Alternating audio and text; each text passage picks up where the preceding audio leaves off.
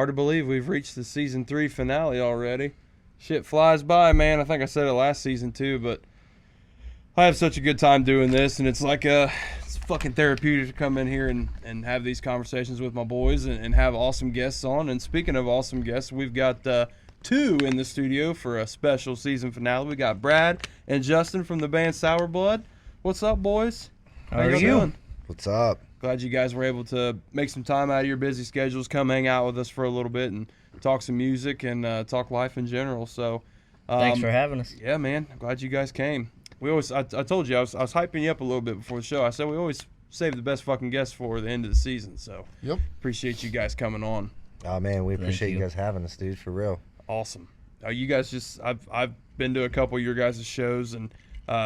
You playing a lot with Screaming Evidence, and I've always enjoyed your music. So, and was at your the Stand Your Ground premiere. So you're doing your own thing on the side too, Brad. So that's awesome. Yeah. That's got to be like a bitch trying to do 2 different things at once. Well, I mean, so you think about the story of Stand Your Ground. Like I wrote that album. I started writing it in like 2012. Okay. And it was just kind of something that I did on the side, right? Like I wasn't currently playing with any bands or anything like that, and got the home studio and was just dibbling, dabbling, and it's like, well, I'm a drummer. I can write beats and, right. and I can put words and patterns, right? That's all hip hop is. That's what hip hop is. I believe when we were recording our first album, you had been doing a little bit of that recording with Tony, and he was showing me some of it back then. Yeah. So that's all the same stuff? Yeah. Man, that's a long time in the making. It is, like you can relate to that, Tyler. Oh yeah, we got songs that have taken years to write. We got one we're messing with right now. That's how old? It was one of the first songs we played out back in like 2010. That's wild. I mean, That's only 13 years ago. Sometimes it takes that long For to sure. get shit right because you guys are putting out good music. You don't want to put out something that's half-assed. Yep. And Brad, especially, you're doing your own thing by yourself, and with the Stand Your Ground piece, you don't want to put something out that's half-assed. So, and if it was just a side project that you were kind of just dabbling in, it's hard to put full effort into it. Yeah, I had these and I kind of came back to them and I was like, I need to finish this so that I can close the chapter on it and I can check it off my bucket list and I can be like, all right, I did this. It's the album is about like my struggle with addiction and coming out of it and everything that I'd been through, like leading up to this point in my life, to the last song that I wrote for it and stuff like that. And I went to Tony Tipton, man. He's like the man. He's one of my boys. We played in Once Pure together forever. It's Uncle T-Bone to me. Uncle T-Bone to you? So many times on this show, I was saying we've talked about him a lot on this show. So. Yeah, so Tony's one of my boys, man. And so I did all the pre-production at my studio, Purely Insane Studios, and then took it to him, and he was able to bring my vision to life. And then, I did that. The shows that I ever did before the CD release show were just like a band canceled out or something, and we were like playing. Sourblood was playing, and I got it on my 1980s classic iPod that everyone makes fun of me for. Right? Thing's a dinosaur, man. yeah. But I love it. I bet you can kill somebody with it if you throw it hard enough. Yeah. For sure. It'll still work. 100%. It'll still work It's no afterwards. different than a fucking Nokia phone. I busted out with the younger generation, and they're like, what is this? What I'm like, is this? This is like the best thing ever. Like, this is music with no commercials. Like I don't care to watch, like, I don't You're have talking like the real big iPod, the iPod Yeah. Classic. Oh yeah, iPod Classic. you had to have a like, concealed this carry permit thing, to carry that motherfucker. Yeah. Like, Jesus. If I run out of ammo, I could just beat him to death with this iPod. so I just throw it in and fill in or whatever. But the actual CD release show was great for me because it was the first time that I actually was able to get the female vocalist up there with me to perform it live, which I felt like the live show was missing. You know, that show, you know, Star, who you guys seen perform, like I called her 4 weeks before that show because the woman that sang on the CD, and we had agreed to do the CD release show. I had just announced it. The week I announced the show, she sends me a message and is like, hey, like, I'm stepping away from music and blah, blah, blah, so I'm not going to be able to do the show. Like 2 days later, she quit AR6, and I'm like, wow, I just spent money to put this show on. We just announced it. And I know who you're talking about, too. And I'm like, I have to scramble, right? Yeah. So, like, I'm like, and it worked out, and I everything happens for a reason. Yep. I feel like me and Star have great chemistry on stage, so it's just kind of a side thing. She's you a pretty know, good vocalist too. Oh man, yeah, she sung most, if not all, of the hooks, right? Yeah, she sang all the hooks. Yeah, that's what I thought. Yeah, she sang all the hooks. She's got the Lauryn Hill voice with like the Snoop Dogg swag. Yeah. Yeah, that's a good way to put it. I mean, like that's what it was, right? And it worked out, and you know, I mean, so we did one show after that, and then I've got 2 shows booked with it this year, but it's not, you know, I mean, it's something now that's like for fun. Like I got merch printed and like did the whole thing. Well, you got monetized, my guy. I mean, yeah, you know, but I mean, other than that, like now that I've got that done and that's over, it's not like. I don't want to say it's not a priority, but Sourblood's definitely my priority. So tell us a little bit tell the listeners a little bit about Sourblood, just kind of what you guys. You don't have to give us a genre, but you know, give us a little bit of the background on Sourblood, its history, and kind of where you guys are at today, and what's new for Sourblood. Both of you guys, I'd love to hear it. Well, Sourblood started about. OG I'd say the middle of 2005. Okay. Holy shit! I didn't know it was that long ago. Which is the golden year for metalcore. Yeah, I've said right. that before. It's the best year in metalcore and history. That's basically why it started. Was awesome. Me and a buddy of mine were joking around one night in a basement, like, "Hey, like this music we're listening to is sweet.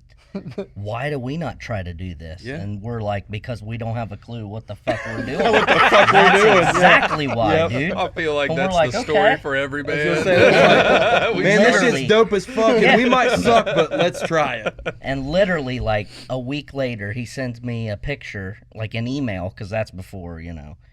I mean, weren't maybe texting not, back but then. You couldn't really text photos. a good picture. Yeah. No. We didn't And have it was, We cameras. had to download for the- 3 days before Yeah. I could see it. And it was hit the mix- number 3 times Yeah. to get to C. Yeah. And it was the BC Rich Warlock. He just went out and bought a guitar. And he's Wow. like, "We're gonna start this band." I said, That's "Okay." metal as that's fuck. metal right as there. I don't know what I'm doing, so Had I was either like, one I of you can guys- scream. I was gonna say, I can just had yell you at been people. trying Like, to, had you been trying to scream or oh anything no, before this that? just happened. That's Just started awesome, man. screaming Just got and was thrown like, into it. "Oh, Had okay." either one of you guys ever played an instrument before? Nothing. Nothing? No clue. No Yeah. clue what we were doing. So we just started recording shit on like a little cassette player, Yep. and I love it. another day maybe goes by, a couple days, and another one of our buddies was like, "Well, I'll play guitar," and then the guy Zach who bought the BC Rich, he was like, "Well, I'll just get a drum kit then." He just bought the guitar and he's like, fuck it, I'll just get So a a little drum bit of kit. time goes by and he's got this ghetto drum kit in the basement. I'm like, what are we This doing? is fucking awesome. And then, so at that time, we were like big Stone Sour fans. Okay. Oh, yes. And we were I love like Stone Sour. hardcore. Like we went to Columbus State and we were studying electronic media. Okay. And instead of paying attention when we were in class, we would sit in the back of the class on the laptops and we would be on the Stone Sour message board. And it got to the point to where they were, I don't know what you would call it, monitoring it, to where all the funny stuff we were posting, not us, but everybody, Yeah. they would just take it down immediately. So we were like, well, we're going to start our own message board. Okay. So that's what we did. We started our own forum. We couldn't get a good name. We were big time wrestling fans back in that time. Okay. Still are. Still are, 100%. Yeah, not going to lie about that. Not But gonna nothing will be like Dude, I was having that late conversation with my 90s dad today about WCW. Bret the never got Hitman into Hart, it, man. Stone Cold. Well, anyway, Oh yeah, the cream is gonna. Yeah, there you go. Macho Man But- Randy Savage. Yeah, The Outsiders was a tag team. Booker T. And they had this blood drip on their outfits. Hence the blood, the Stone Sour message board. Ah. Throw it Sour together, Blood. Sour Blood. Yeah, that's the That's name of the cool message as board. shit, man. Oh shit, we just started a fake band. We don't know what we're doing. It's Sour Blood. That's the band. And you know, oh man, Fake through band. some hand, yeah, it's as real Man, as you you guys make it. gotta listen to Sour whole Blood. bunch of member changes later. Yeah, It's 2023, and I'm having the best time of my life. fuck yeah, Hell dude. Couldn't yeah, get any that's better. metal as Holy fuck, shit, man. fucking Yep. awesome. So how many lineup changes are we talking? I don't know, a lot. Like Megadeth number lineup changes. Oh, probably. Yeah, that's fair. It would just get to the point to where we got to the point to where we're like, okay, this is serious. Like, Yeah. we want to play shit. Like, we want to Yeah. Play not shows suck, and, you and know? record shit. And play then live other shows. people would just not have the same. You guys know how it goes. Like, Yeah. they wouldn't They're just have there that to fuck drive, off. so just cycle them in, Yeah. and then finally got to the point to where it was. Solid lineup, Solid. solid group of guys. Yep. Brad, how long have you been drumming for Sour Blood?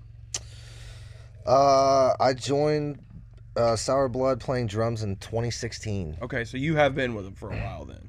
Yeah, so funny story. In 2014, I actually played bass for Sour Blood. Oh, Really? shit. Fuck. Okay. Yeah. Yeah, I didn't know that. no, not A many lot of people, people do. don't. Like just like as a fill-in or like So it was probably like a 9-month ordeal. We played a couple close to a shows. year. okay. Yeah, it was pretty close to a year. He was a How'd touring you like bassist. There you go. He was it a touring was bassist. it was definitely different, Okay. you know. But Were you like still with Once Pure at this time? no. Okay. No. So yeah, like my wife had she bought me a 5-string Ibanez bass for Christmas for she just was buying me music equipment like birthdays and Christmas, and I'm like, all right, I'll play bass, right? I mean, I'm a drummer, like I can play. I can play You got the guitar. rhythm. Yeah. You got I the can rhythm. play guitar a little bit too, like so. And then we were on our way to Florida, and I reactivated my Facebook, and the first message that pops up was, Sour Blood was looking for a bass player. Nope, actually, I lied. That was how I became playing drums for them. Oh, okay. yeah. So I played bass, and I got rid of Facebook, all that. It didn't work out. We were on our way down to Florida. I turned my phone back on and reactivate Facebook, and the very first message was Sour Blood was looking for a drummer, and I had just recently replaced my kit, and I was like, "Fuck it, I'm gonna reach out to Bloomy," right? And so I did, and here we are. Hell yeah. Oh yeah, man. You know, so And you guys have played some big shit. I mean, we were talking about before the show. You've played Incarceration.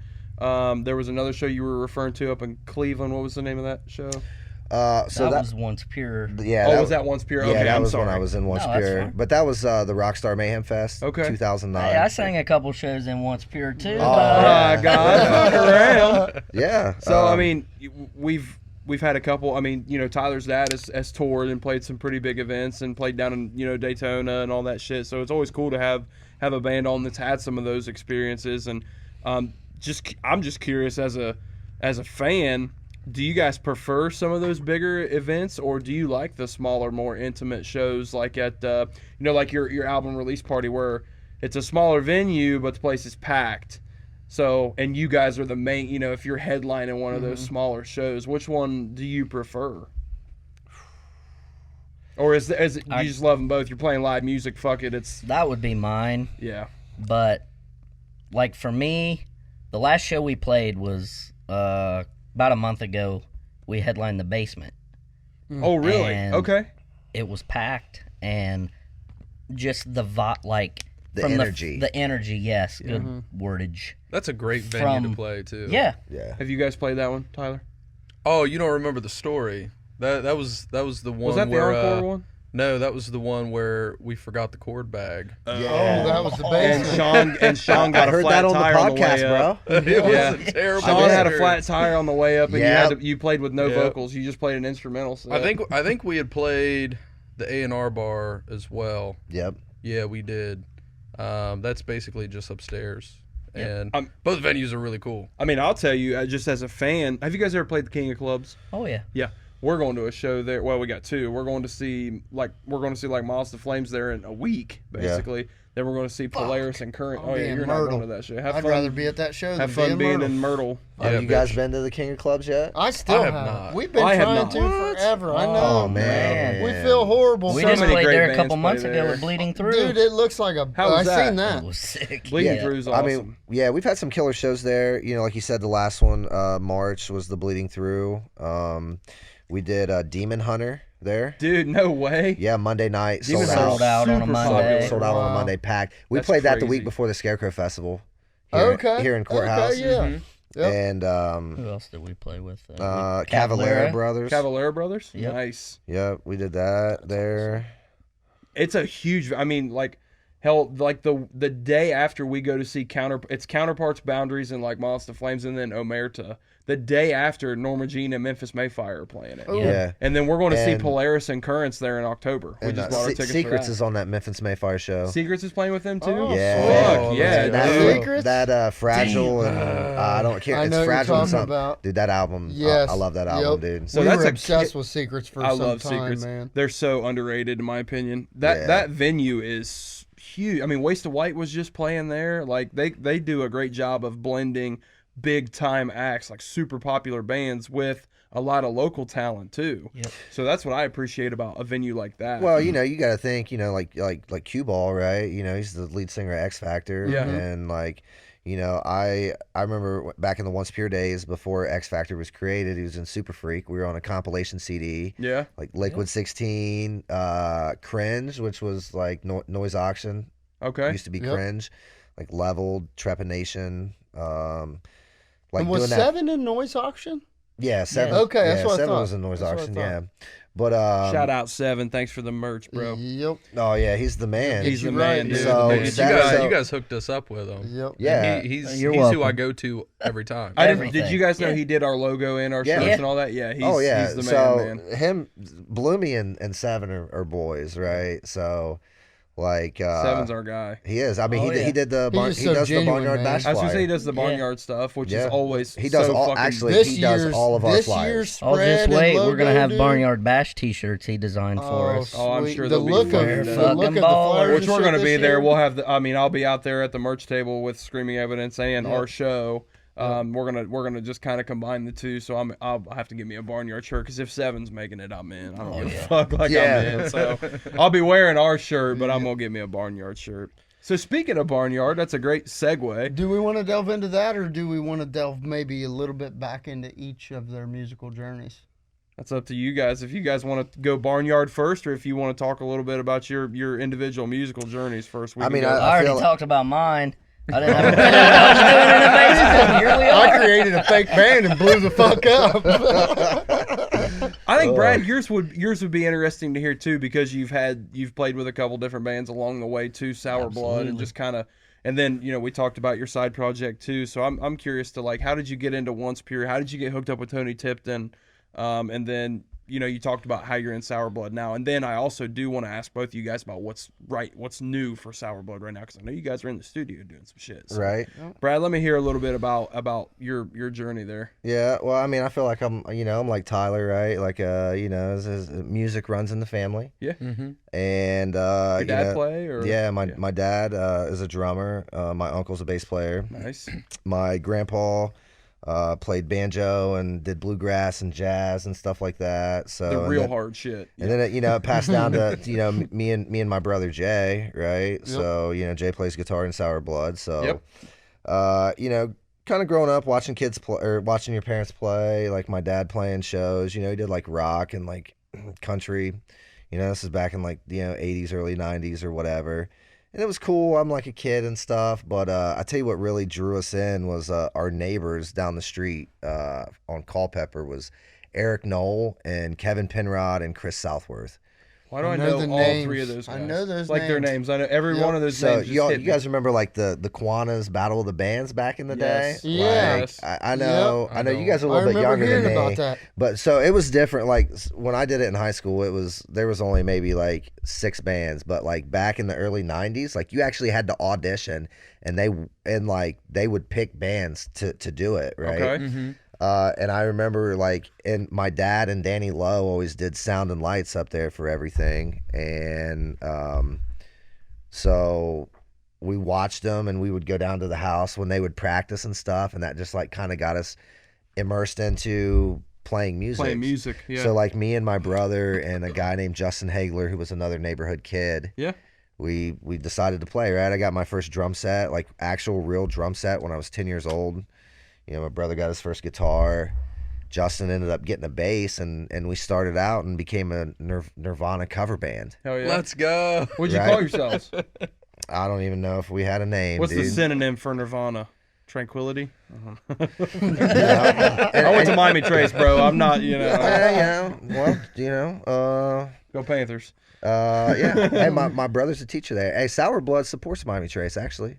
Do you? There we Yeah. go. What are you doing with Trace? Just donations or something? Yeah, we supported their band boosters, right? Nice. And, Oh, sweet. So they actually put They Sourblood. printed Sour Blood on the band booster Let's t-shirt. fucking No go, way. dude. That's Yeah. badass. That's metal as That fuck. is Right? metal How as But fuck. listen, How baller is that? Miami Trace has That's a sweet. shit ton of metalheads, dude. Like there was Yep. when we were in high school. Well, I When we were in mean, high school, it was full. Our whole class our whole was full school of was, them. especially our class was Full of 'em. straight metalheads. All Well, I of mean, them. some of the teachers out there are metalheads too, actually. yeah, Yeah. for sure. Yeah. What'd you say? Right? I mean, that's fucking awesome because I always Jay thought, is. I was hoping someone was going to get that, right? Well, I couldn't remember if you had said Jay was at Courthouse or I because don't- Jay used to be at Courthouse, right? He started Okay. his career out at Courthouse. That's and what I then what went you to Trace. teach at Trace, if you don't mind me He asking? teaches elementary math. Okay, gotcha. Yeah, For some reason, I felt, how long's he been at Trace? been at Trace for a while now. Because I thought my brother might have had him. My Possibly. brother's 17, but Yeah. yeah, Yeah, he's been out there for probably, I'd say, like 10 years I now. feel like my brother Okay. mentioned Mr. Caulley. Like I'm almost positive that my brother had your Yeah. brother as a teacher. So I'm almost 28 years old and I have a brother that's 11 years younger than me. So I mean, he's got this whole fucking new experience with the new. I never went to a single one of the new schools. I went to all the old shitty ones. Right? but Out at Trace where they had the trailers that they just parked out there and like, yeah, oh, you're going to I the had Spanish classroom there. class out there. No air history condition class. and- Yep. You know, so If that you die, You die. Yeah. Back when the Trace we're kids fucking would come tough. to school with the rifle in the back of their truck, and like Yeah. it was okay. You know, I came to school with a gun one time, and nobody ever said anything. Not like that sounded terrible. That sounded horrible. It was November. It was deer season, and I had my shotgun in my truck and a gun rack. I had a regular cab, fucking F-350 with a gun rack in the back. It was deer season. I had a 12 gauge in the back glass. Nobody said shit to me. They didn't. I And mean, that was like, normal. oh fuck, I forgot I had that in there, and I'm like, there's also like a case of beer in the toolbox and a pack of cigarettes in the front. He said, "Fuck it, I'm drinking the skunk beer." Dude. I'll never forget getting Story of popped. our life. Yeah, it was terrible. Nobody ever gave a shit about anything like that in high school. When I mean, and that wasn't that long. I mean, we've been out of high school 10 years now, but it's like, man, the way the world's changed. But anyways, So yeah, so you start doing this with some guys in your neighborhood and your brother. Yeah, so we did a couple kids' birthday parties like that were our age, That's right? so fucking Like, awesome, dude. You know, like we're in. What the fuck's up, Denny's? Right? Yeah. You know, except for it was Nirvana. It was Nirvana, so you know, yeah. got our start there and stuff. But Jay ended up playing with Jeremy Darden and like John Callentine, Jared Nisley. Those guys were like the first. yeah. They were the OG Once Pure members, like Okay. in high school when it first started, and I got into Once Pure because Jared Nisley, the drummer, like went out of state for like 3 months to work, Okay. and like I was the little brother. I always hung out with my brother and stuff. Hence, like they always called me LB because I was Little Brad, right? Little Brad. Yeah.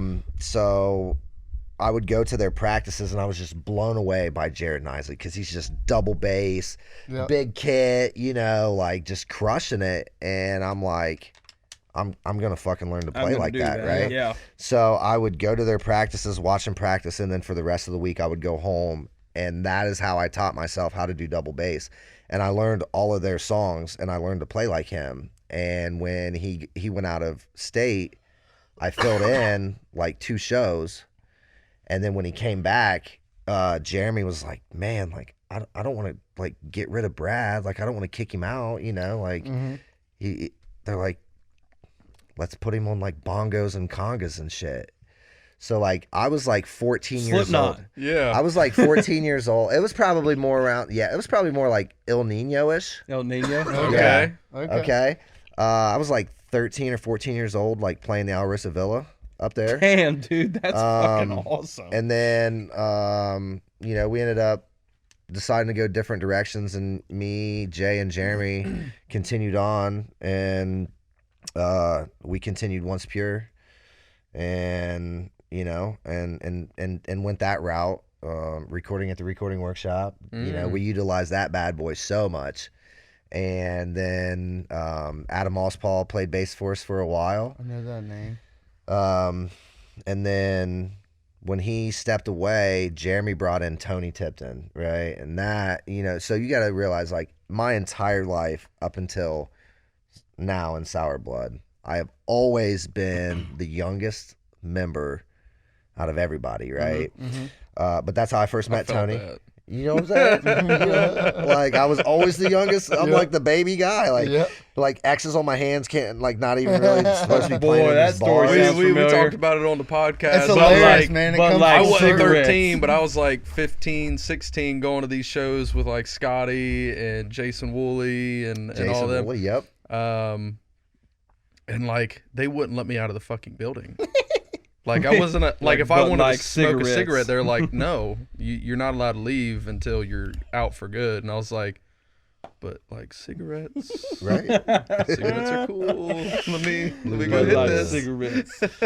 Yep. And then that's how Tony came in. We recorded Straight Jacket Romance. That's Released so that. dope. Straight Jacket Romance. I think I released that.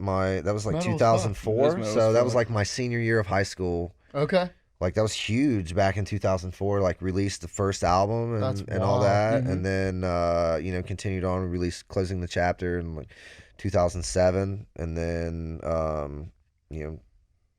Tony brought on Chad Reed because Tony's he's probably one of the best guitarists ever.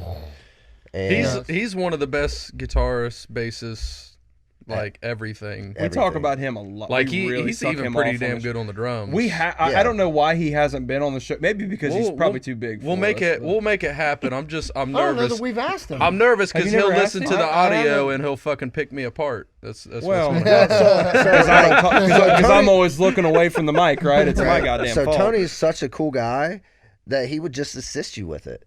Oh, he would just be like, he's you helped you with try this and that and that, Yep. and then next thing you know, he'll be sitting in my seat, and I'll just be like, I mean, you could do it. Right? You're here. Do it You for might me, as well bro. just do it. Yeah, I mean Tony I have a way is, of getting people to do what I want them to do by acting helpless. You're not as good as I Sean, am so but fucking yes. good at that. Sean's power of persuasion's a little better, Yeah.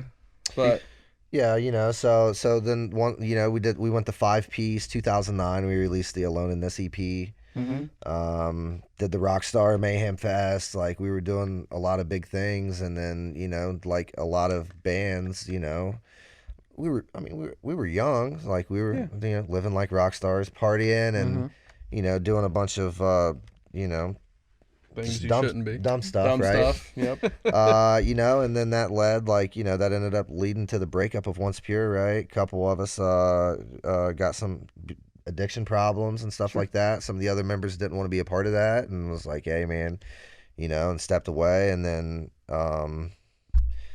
that was kind of the end of Once Pure, right? Yeah, like we had like a Happens a lot, man. 12-year run, Which is more than I remember a lot you of guys bands. being like the biggest thing out of Fayette County for a while, though. Oh, yeah. It was like Oh yeah. I would remember agree being with like that. middle Yep. school and stuff, and like fanboying over you guys. Like, what's that? I would But- agree with that. Biggest thing out of Fayette County. Yep. Yeah, absolutely. So, and maybe, Especially in the metal scene, and that Yeah. Oh, for that sure. scene. and maybe Brad, you may not want to delve into this, and that's completely okay if that's the case. But a lot of what we've talked about on this show is the metal brotherhood, and we feel that music truly saves lives. So you mentioned a little bit about your addiction that you had dealt with before. Do you care to delve into a little bit of pieces of that and how music helped you through? Oh no, not at all, man. I wear that on my sleeve, right? And in all fairness, our last guest battled the same demons you did. Yeah. And he discussed. He's a musician as well. I don't know if you know Tyler Heide or not, but he was fantastic. Talking about how music had saved his life, got him through his addiction and all that. So it's always interesting to hear those wins, right? Those success stories. And you said you wear it on your sleeve, you don't hide from it. And I appreciate the shit out of that. So I'm curious to hear about that journey. Yeah, man. I mean, like we're talking about Fayette County, right? It was small town, got mixed up into drugs and stuff like that. I mean, the Record Herald plastered me on the front page of the paper 10 times for the same charge. And it was just a felony 5 drug possession, right? But like they ran me through the mud here, and like you're talking about going from being voted most talented of your class in 2005, purchasing, my first home and doing all these things successful that your parents and society tells you like, oh, you do X, Y, and Z and you're going to be great, to breaking my hand and the doctor giving me 120 days of Percocets, right? So after the first month, I was wondering if that's what already addicted to it, right? That downward spiraled, and I turned into someone that I wasn't. Did a lot of terrible things, shady things, hurt, my family, my friends, isolated myself, things like that. Took a long while to hold myself accountable, look in the mirror, and realize like, hey, it's all on you, man. Like. We've talked about that on this show, man. Accountability. Yeah. Accountability, right? And it's like, and I got sick and tired of like going to jail and like doing all these things, right? That was terrible, and just wasting all of my talents, right? Like, and I decided to turn my stuff around. It took a little while. I battled it for probably 6 years. I battled addiction, and then I finally was like, that's all right. I've had enough, right? I'm done. Last week on the 15th, I actually hit my 6-year mark. Fuck yeah, dude. That's awesome. Let's go. Let's go. That's metal as fuck, baby. Let's go. Did you have a rehab experience? Did you do it on your own? What was your experience of getting clean? All of the above. All of the above. Yeah. Obviously, you always do it on your own, but it's because that's a mental fortitude. That takes all of your inner strength. I can't speak from experience, but from the stories I've heard, like last week, it's everything you got to get through that shit. Tyler talked about his rehab experience and how there was a guitar in there that only had like 4 or 5 strings, and he convinced one of the counselors to buy him a new set of strings so he could write some songs while he's in rehab. Yeah. And he said that shit just like catapulted me through rehab, because he said I was about to fucking quit, go home and smack some meth real quick. That's pretty much what he said. And I'm like, dude, that's the realest shit I've ever heard. So I'm just curious if you had a similar experience. Like, did you end up going to rehab? Oh yeah, I went to a lot of different rehabs. Like, it was a roller coaster ride. It was a lot of ups and downs. Like a lot of people were in denial at first, and then it's like, oh, I can do this on my own, but you really can't until you separate yourself from people, places, and things, right? Like everything they say is cliche is actually the truth, right? You have to do those things. And so that was an up and down battle, but I've finally decided to get my stuff together, because I was still battling it when I joined Sourblood, right? That's actually the reason that I stopped playing bass, and I only played for 9 months, right? Because that addiction had gotten in the way. I didn't even know if Bloomy was even going to reply to my message, because we've known each other for a long time. Once Pure, Sourblood, when he started it, playing shows, but it was like, man, I already played with them, and like it wasn't a priority and stuff like that. But I'm very grateful of second chances, and I think everybody deserves them. And I'm a believer in that. And instead of shying away from it, right? Like I wear it on my sleeve, especially in a small town. Like, like I went from like being locked up and going to rehabs and losing jobs to now now I run a multi-million-dollar company. And I was going to say, I was going to bring that up. You have a kick-ass job nowadays, and Sourblood is like, to me, like I took all that energy and I poured it into work, my personal life, and Sourblood. Yep, the music. And it is like, it's phenomenal being able to play with my brother again, right? To share the stage with my brother Jay, and like That would be so fun. That'd know, be awesome. to play with the group of guys that I do, right? Like it's phenomenal. So like that's where we're at, now. And like I go talk at meetings, or like I try to share my story to inspire somebody, so that somebody doesn't make the same mistakes as me, right? Yeah. Like I really shouldn't be here. I OD'd like 4 times, right? My mom found me twice, my wife found me twice. I'm very lucky to be here. And You look great. And so many You look people, great. thank you. Absolutely. Thank Yeah, you. absolutely. And so many people aren't, right? Oh, So no, for sure. I mean, him and I both were in the fire service for several years, Yep. and I know I went on a lot that didn't make it back from yeah. that. So it's yeah. So, I'm very appreciative and fortunate, to be sitting right here beside my homie. And like, Hell yeah. this has probably been, I loved Once Pure, but it got to the point where it was a hassle, and it became a chore, and it wasn't fun. Not Felt everyone like was work. into it. Yeah. Yeah. And I love everyone in Once Pure, and we did a lot of great things. Like we just got to the point in that life where it wasn't working. Sometimes shit reaches it's no different than a relationship. Sometimes a relationship reaches its end. Yeah. It doesn't mean it's bad, or somebody's to blame for something. It's just it runs its course. It's Yep. I feel like music is a lot of the same. There's a lot of that goes on in the music industry.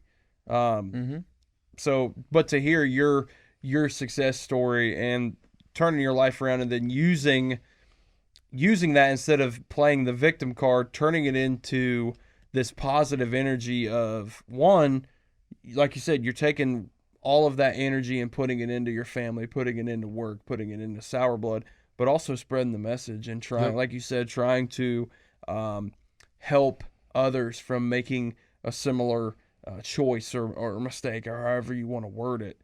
Man, that's what it's all about. Yeah, our homie Austin, right? He created Shred Sober, right? So Austin Diamond. Okay, so originally he started out drumming for Bleed the Sky. Yep. Then he joined Chimera. Oh, Right? I've heard of remember Chimera. them. Okay, and then he just walked away from Devil Driver last year. It's another band I've heard of. Okay, so that's my dude, right? Yep. So he created this clothing line, Shred Sober, and endorsed me, and was like, he's a recovering addict himself, right? And even though he's in California and I'm in Ohio, we've been able to keep that relationship. So he sends me the Shred Sober shirts, and I rock them, and we spread the message that like you can overcome it and stuff like that. And, Yeah, man. And he actually just hit me up for the Chimera 20-year anniversary show. Hell yeah. Oh, that's awesome. So that, oh wow, Yeah. so Big deal, bro. it was. We got to hang out, hang out with Chimera backstage for the 2 days. Hung out with Chris. Oh, it was a 2-day deal. It was like a festival. And so Chimera stopped playing in like 2017, right? And then they stopped playing. So the only reason they got back together and did the show was it was a 20-year anniversary for the Impossibility of Reason. So they did a 2-night show. It was sold out. It was nuts, right? They played 2 hours. Where at? 2 hours. Agora, Jesus. in Agora? Cleveland. Okay. It was baller, right? And then so he called me up. You can actually ask Scotty. I hit up Scotty. He needed a drum part. Okay. So I hit up some stuff. I ended up getting one, so I took it up to him, and then we just hung out for 2 days. But like, dude, there was all kinds of people there. Like I hung out with Chris Adler from Lamb of God, the former drummer of Lamb of God. Definitely know who Chris Adler is. And it was just. It was a once in a lifetime experience. It was so hard not to fanboy just because. Dude, I mean, you got to think like I was in yeah. high school. Like Chimera has been probably one of my hugest influences. Well, and this is what I wanted to delve into, anyways. So Right. All right. We talking influences. I'll say Andals Herrick, which was the drummer from Chimera, like when he wrote Impossibilities of Reason. Austin Diamond, when he did the Paradigm and Entropy Bleed the Sky, was crazy. this is stuff I'm going to have to delve into. So That album released in 2005. Okay. Obviously Joey Jordison was an influence. And like Neil Peart, So Rush. Yep. that was kind of my musical influences on drums anyways. What about you, Justin? I would say one of my biggest would probably be Dez from Coal Chamber Okay. Coal and Chamber. Devil Driver. Okay. Like, if it wasn't for Coal Chamber, like, I remember the first time I heard Coal Chamber in, like, 97, 98. I mean, now. They were ridiculous. Like, back then, that was, like, some- the heaviest, most crazy shit Yeah. I'd ever heard in my life. Yeah. And I was like, yes. Yeah, This is, that. And yes, give me like, that. I just jammed it, and then, oh, yeah, let's start a band. Years later down the road, I don't have a clue, but Right. then I started, yeah. It's wild that you And went from then- like that to like being heavily influenced by or being big fans of Stone Sour. Oh, Because yeah. I feel like, that's Yeah. a big. I think the biggest thing was Corey Taylor. Yeah. Yeah. And, like, He's just the I was man, dude. Slipknot all day. I had a every day, conversation. I had a conversation with someone on social media the other day about how Corey Taylor is one of the top 5 most versatile vocalists of all time. So, I mean, I would agree with that. that dude can do it all. Yep. I mean, the stuff that he's done with Slipknot, the stuff he did with Stone Sour, then his solo shit. I mean, I watched him do a cover of a bluegrass song the other day, and I was like, what? Like, that's Corey Taylor doing a bluegrass song. Like, it's just, he can do all kinds of shit. Yeah. And he's such a cool dude too. Like, he just seems like such a chill, down to earth guy. and some of the shit he did with, Slipknot, like he was rapping. Oh, yeah. Rapping and screaming. I was Yeah. scream rapping. Go listen Yeah. to That shit to was- Iowa or the original, like the first album. Spit it out. I would try to sing along, like scream along to it. And I'm just like, People no, equal shit. It's not me. I'm more of a long, drawn out screamer. You are a good. Yeah, you're getting good though, bro. I mean, I'm telling you. Well, some of Sean keeps making me do some of this faster pace, not quite rapping, but I'm like, Sean's you're- good at the you're rap hurting me. screaming shit. Like he's He- good. Hey, let's dab me on the backup screamers, bud. Right? yeah, that's man. what we contribute to. Fuck yeah. Fuck yeah. I did want to bring that up because how in the fuck are you screaming while like you have 8 limbs going Yeah. at the same time and you're still like screaming? The math's not mathing to me. The math's not mathing. You've never watched the. I mean, we hate on Hey. Avenged Sevenfold a lot, but you've never watched the Rev, have you? We might have to phone a friend and call old Six in on this. He's the math teacher, huh? He is, yeah. The math is not math. The math is not mathing, brother. I don't know. I started doing it in Once Pure. Jeremy had the idea, like, hey, someone should do some screams, like, and help me out, right? Like, so I can Right. get a break. And Thank you. And I did it with a microphone and like trying to lean over to the mic, and that just sucked. You wear a headset now? Yeah. Yeah. Yeah. Tommy then Lee, bro. Then I moved to the headset and I battled with it, right? Like the old school. I had to Right. put like a headband on Just like because Tommy Lee. Legit. because as Yeah. I was headbanging it would like fall off. Yep. I'm like, this is terrible. And then technology got better, and they got the ones that like wrap around your ears Yeah. now. It's like Yeah. a Bluetooth thing. So it's all good. And I just know, like, when I first started playing guitar and trying to sing with that, like, one had to be 100% muscle memory. And then I actually have a harder time singing and stuff while I'm playing the bass because I feel like I got more going on because I don't use a pick, I use my fingers. And the rhythms that I'm doing on the bass never match up with what I'm supposed to be doing vocally. right. Oh, So yeah. it's like, this is stupid.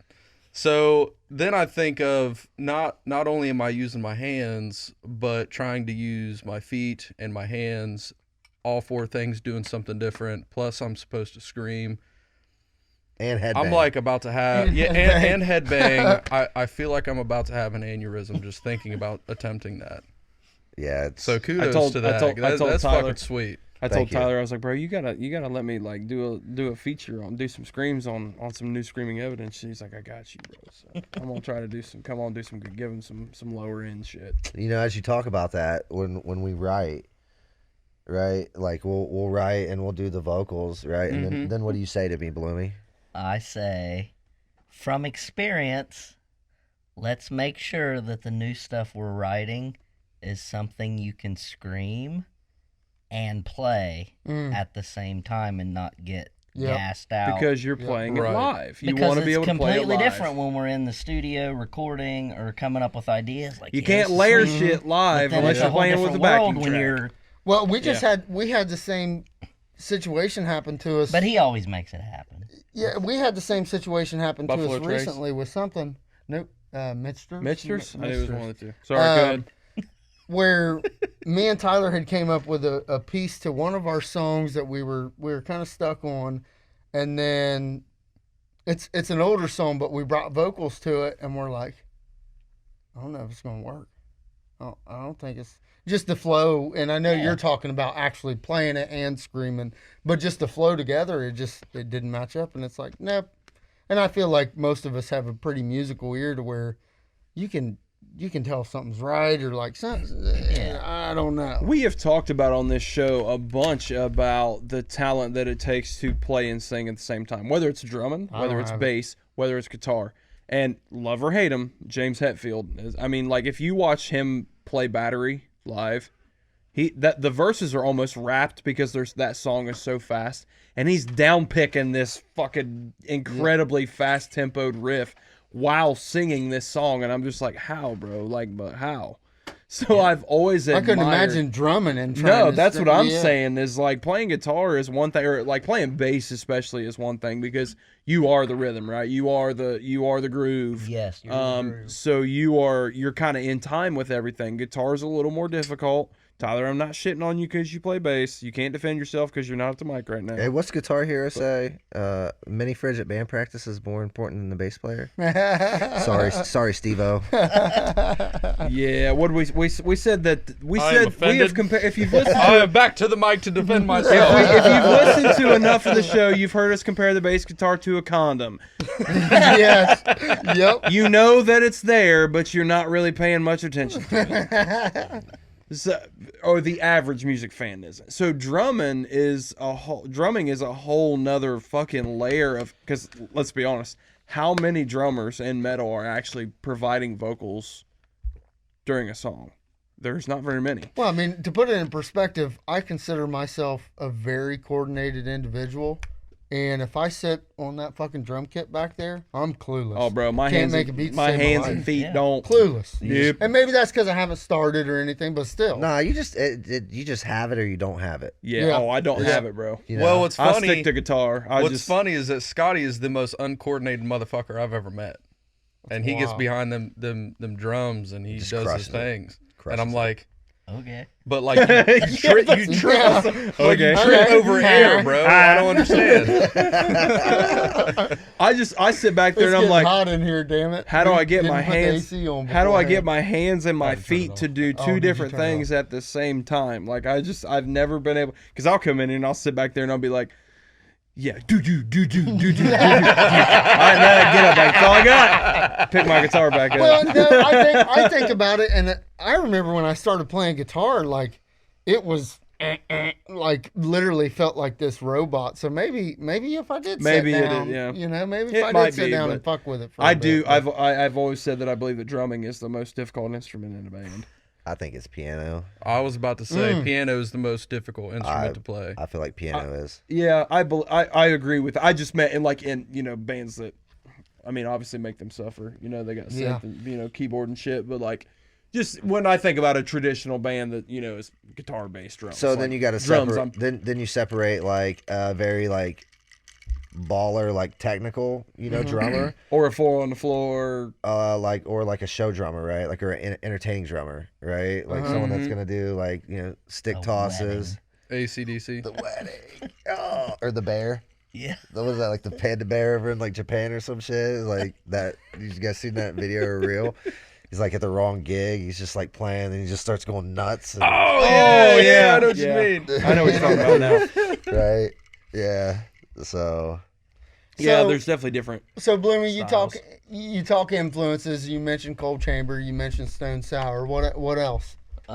Probably those two, and then one of the biggest that, I mean, I told you it's hard to get up. It's off hard to this get up off couch. this couch, bro. It You're sucks you in, trapped. dog. Do You're it. trapped. Sucks you in. on about 27 lbs. You really gotta debate if that piss is worth it. I gotta drain my dick, and I'm gonna have to crawl out of this Let couch. us know That's if you need any rough. more water or anything. Oh no, yeah, I got some up there, man. Okay.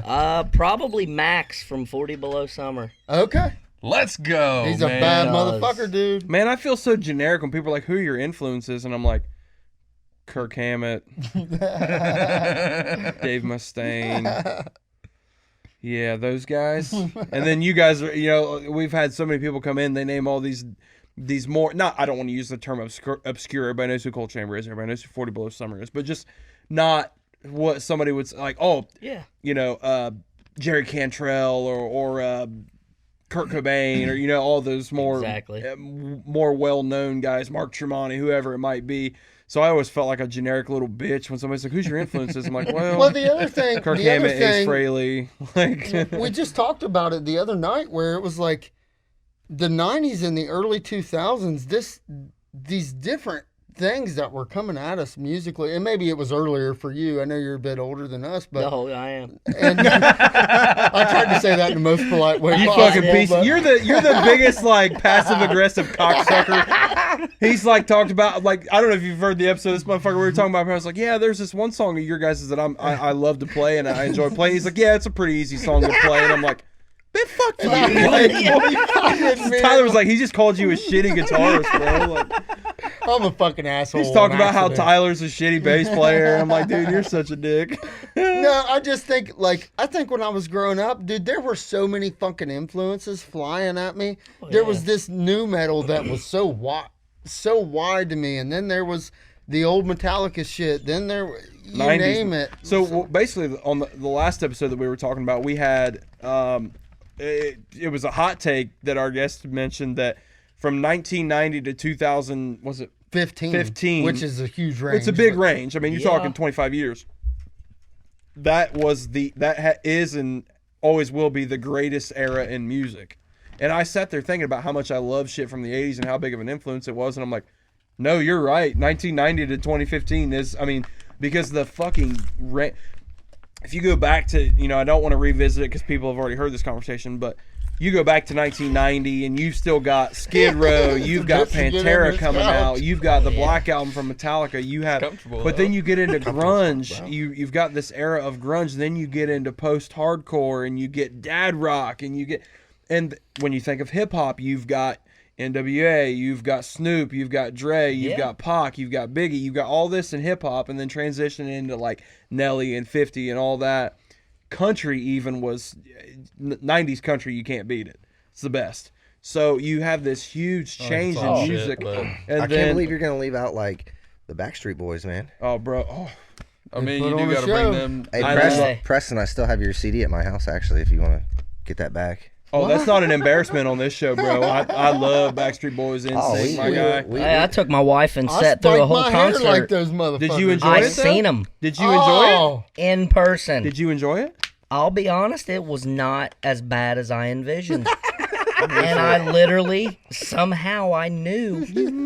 The wife has videos, and my drunk ass is jamming. You're vibing. I know the lyrics. he fucking Backstreet flashed Boys them. or He's showing NSYNC? his tits. Backstreet Boys. Backstreet Boys? Well, that's who Hell I yeah. seen if I had a choice. It probably would be NSYNC. Yeah. Oh, we're gonna leave out 98 Degrees. I was gonna say, shit. fucking Nick, And then from Nick an R- Lachey. Nick Lachey, and then yes from an sir. R&B standpoint, you had 112, Peaches and Cream. Of course, Go to you had alt rock. Genuine. You've got Matchbox. You've got Yep. Fuel. You've got Lifehouse. Like all those bands. That, So much, There, man. all the music from 90 to 2015. Then you get into the early 2000s. We talked about 05, the golden year of metalcore. You have all of those bands that come out and start dominating and changing the industry of metal.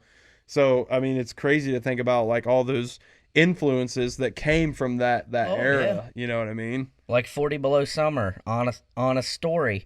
I had no clue who the hell 40 Below Summer was.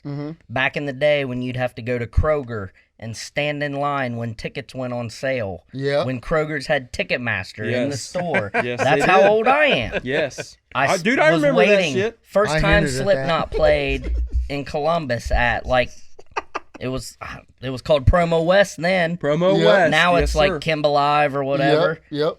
And 40 Below opened, and their name was on the ticket.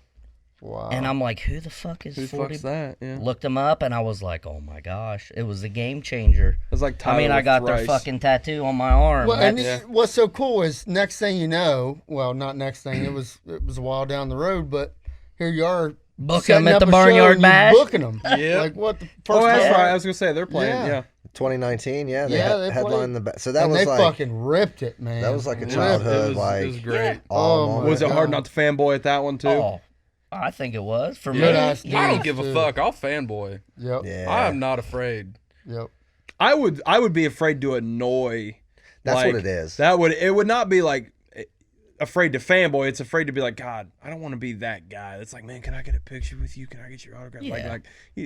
I wouldn't want to be that guy. But I mean, it was sweet, just having the feeling like we booked these. You booked like, that we shit. did You this. set that up. Like we had played like a month or two before with them in Mansfield. Uh-huh. So At and then we played. Incarceration?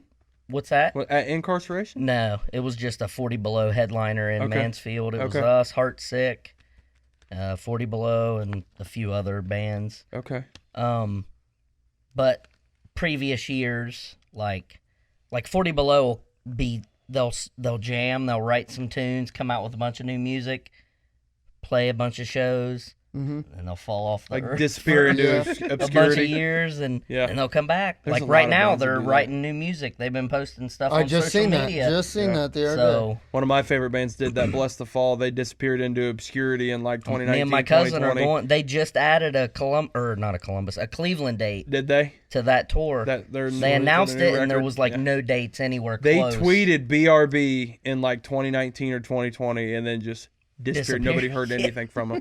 And then out of nowhere, they're like, "Hey," and they dropped a new song, and I was like, "Oh, And it's a fuck!" It is a It's a rager too. ripper, And I was man. like, it reminded me of the Hollow Bodies album, and I was like, "Oh, they're back." So it's funny how some bands will like just check. I mean, and maybe it's just like a mental break. Maybe they just need a mental break and Take a breather. Yep. they take a step back, and you know, I guess when you're big like that, you know, all the pressure and publicity and expectations from record labels and fans and whatnot, it's probably easier to just like fall off the face of the earth for a couple of years. Oh, And I'm yeah. sure 40 Below's kind of felt those same pressures, I guess, and it's just easier to, instead of saying, "Oh, we got something cooking," like, "Nope, we're out. We'll see you in a couple of years." But don't tell anybody anything, so there's no expectations. Well, and I just think it's an interesting point because even from a local band like us, like life gets in the way so fucking easy, man. And Oh, yeah. I would assume, I don't know, but I would assume even on that level, like it seems that that's what happens. Like whether they had their differences or whatever, but it's just like poof. Yeah, and I was even talking with Joey like at the Bash, Uh-huh. like their guitar player, and Cool he- ass dude. I remember yeah, meeting him. and he even said like, "We're all old as shit now. Like this is Yeah. just for fun. Yeah. like Yeah. it's not all right. We got to do that. Like Yeah. back in 03, 04, Mm-hmm. like they were signed, they were touring. That was their bread maker. Yeah, like, that was their income. That was their income. And now they're like you said, life Yep. gets in the way. Like they all got like legit good jobs. Like Yeah. you know, Yeah, but there's not money in the music industry No, anymore. no, To we do talked it about to that. do it, it's not enough to sustain a living and provide for your family and all that. And that's we've said it some dude, if I could make 60, 70K a year and fucking play music all year, like I'd be so fucking content and happy. yep. But you know, you get like 1/100th or 1,000th of a penny per play on these streaming Yeah. platforms. Yep. The artist gets none of that money. I posted something that Snoop Dogg said. Like I think yeah, I did I've like seen that. You Yeah. posted I it. don't know that. He's like, where the fuck's the money at? like Oh, the yeah. 1 + 1 ain't adding up to 2, right? Yeah. You know. Yep, the math Math ain't ain't mathin'. Math ain't Where's Jay? I'm doing it right now. Yep. Yeah, get the fucking math teacher in Yeah. here. Come on, Get Jay. the I'm calculator. just- Hashtagging it. Math don't That's math. what I'm doing. Yeah, we're posting that shit. Math ain't mathin'. The math don't math. But yeah, I mean that's what it comes down to, right? Like no one buys CDs anymore. Like I don't even have a CD player in my car. I don't either. None right? of us do, I would assume. And I didn't know until like a week after I bought it. Man, I'm trying. I to, just assumed that it had a CD player, and then I go like I had a CD I want to listen to. And I This was like, motherfucker bought a 2022 look- Camry and thought I had a CD look, player. it was a local band. It was a Yeah. local What a band. I fucking bought idiot. a CD, and I was like, I want to listen to their CD, and I was like, where does this go? And then I was like, well, maybe Slide it it's into the like dashboard. I remember like I don't know 2005 or something. My parents had a truck where like the thing was in the Oh, little yeah. center console. I'm like looking in there, and I'm like, Dude, my truck actually still has a looking CD everywhere. player. I'm Did you like, look in the maybe trunk, I thought about it. right? The 10-disc CD changer. Bro, in the trunks back my there? Holy truck shit. actually still has a CD player. And No it's a clue. what year? 19. 19.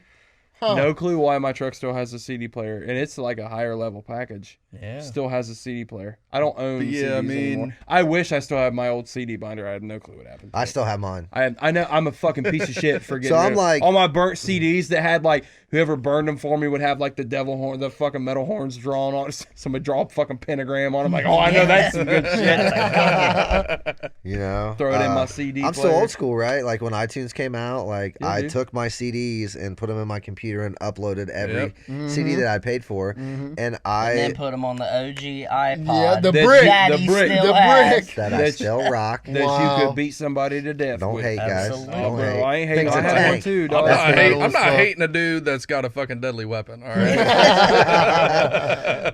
Fuck carrying a gun. Wait, did you bring it with you? You never run out of ammo with that Right? motherfucker. I need some insurance, right? So let's ask you a question. What's your Oh, fuck. guys' thoughts on if you decide to release a bunch of new music?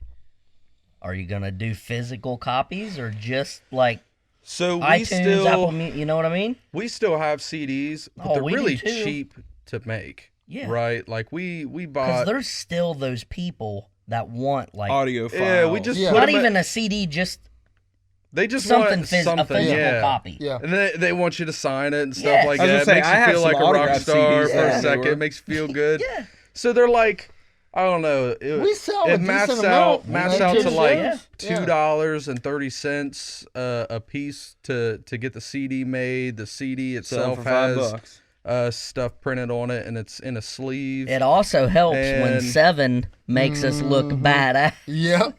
It does Yeah. help. It People also are helps like, when "Oh, I don't Seven's care what face the is shit on their sounds fucking like. That newest looks shit. sweet." Yeah. So, So like we shout out Seven. you know, we bring the CDs. We know there's Bitch. still people out there that want to buy them, whether they're actually listening with the CD itself or not. I don't know. I don't care. They want it, so we have it. There you go. Same. Do we purchase a lot of them? I think each order we've done, we only ordered like 100. There you go. Yeah. And I know on the first album, when we did that one, we did run out of the the first ordered another one, and now I have a box of like 80 fucking CDs. So like, Yeah.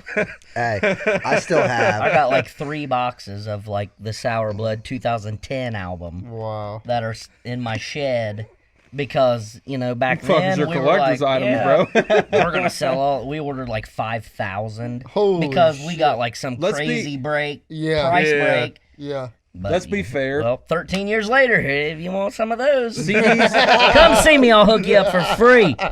get them the fuck out of my shit. Yes. Use them as a coaster. Yes. Yeah. just take them to CDs. shows and just Dude, so you say that, right? So I still have, I think we're down You to still 2. got Once Pure The CD. Once Pure That's closing the wild. chapter albums, right? So Uh-huh. I take them to shows, and like we did like Kids Palooza, and I took the rest of the Once Pure. We'd gotten like the baby doll female shirts made Lexi has that got one. right that fits like a 4-year-old. Hell, Right? I don't know what we were thinking, right? But like I can't Medals even. for kids too, bro. Oh, dude, did you Hey, guys not? Sour Bloods for the kids. It is. I Yeah. see You those. supporting I kids, see bro. those. Like, Yep. Yep. what's up. I mean, see those. Adam Signs captured all the Yep. Sour Bloods for the He's kids. a bad so- motherfucker. Shout out Adam. Yes, man. Yeah, sir. Shout out Adam is a huge Adam Signs. And, He's part of Sour Blood 100%. yeah, He's a Love good it. ass dude, man. yeah. Good ass dude. Let's be honest.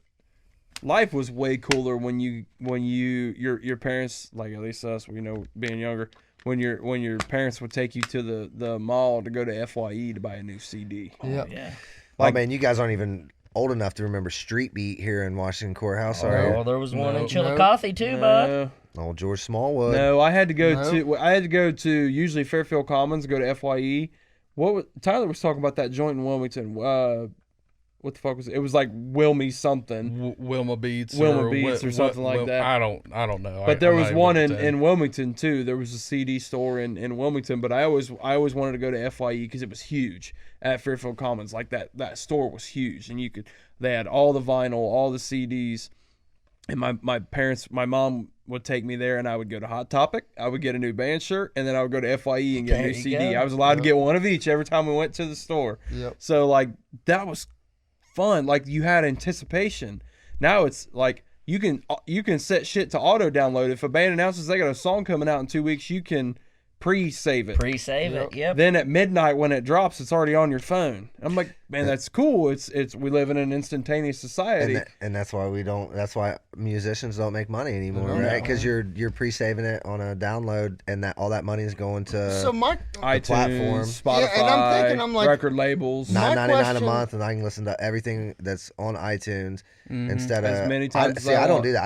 I still purchase albums to support artists on iTunes. I'll pay the $9.99 for an album. Oh yeah, Yeah, I don't do the. I'm a piece of shit. I don't. Yeah, I that's, typically don't either. I pay the $10 a month for Apple Music. I'm a piece of shit, I guess. Thanks, Brad. Now I feel like fuck. This show's all about supporting local bands, and my bitch ass over here. Give me the cheapest fucking option to listen. Fuck everybody. I just want your music for free.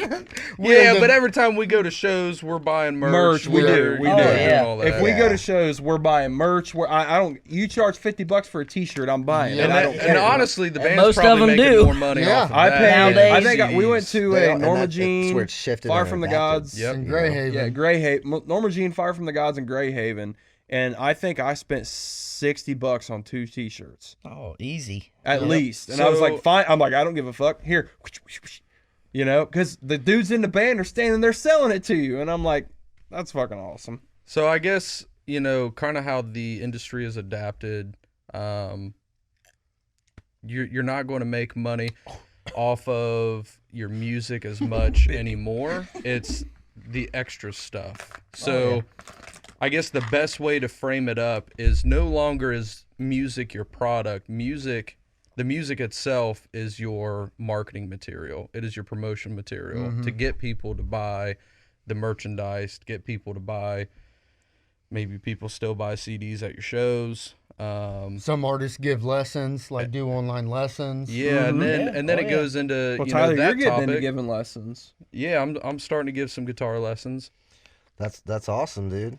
It's probably the coolest fucking thing I've ever done.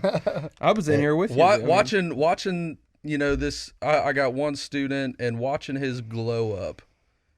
Each session, we're meeting once a week, and it's getting to a point where I'm just gonna have to do like every other week because, like, I'm almost out of shit to really work with him on outside of us just learning songs. But like, when you start looking at artists that are doing well in the industry, they're not making the majority of their money from being in the band. Like he and I are big fans of Periphery, and like all their members have other shit going on. Like their bass Fucking player is a geniuses, dude. producer. That's where he probably makes most of his money. You got Misha and a couple of the Misha's other guys. making his money from I'm bad at Jackson. names, but Mitch like is making his money from several. yeah, different things. they're Bare selling Knuckles, like Jackson. their signature Get shit good for gear, drums, things like everything. that. I mean, to make it in the music industry, you really have to be almost a jack of all trades and really be dabbling in Bro, a look bunch of at different things at Ollie once. Sykes. Bro, he's not in a band anymore because I'm not saying he left because of money, but he left Monuments to do did I say Ollie Sykes or Ollie Steele? Ollie Steele. My bad. Yeah, Ollie Sykes. Yeah. Yeah, I'll give the name Ollie, up, but Ollie, that's yeah. cool. Ollie Steele. You know, he's least doing you his own remembered his solo name. shit, but that dude's making all his own money from pedals and Yep. Well, and I Pickups think I and- seen something a while back. Chris from Like Malls to Flames, like he does art or something like that and sells his art. I do art now.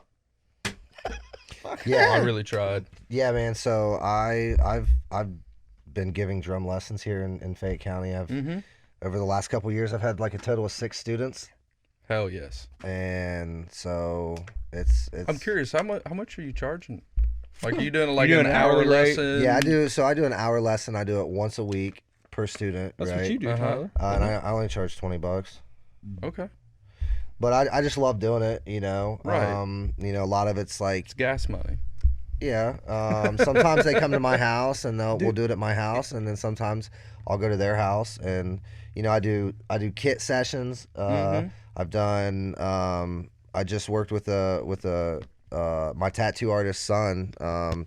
He wanted to play the quads and marching band, so I worked with him, and he just got the chair. Like he Right. First chair type Do thing. you Yeah. do you know how to read sheet music? drum music. Yeah, Okay. like if you There's- needed me there's- to.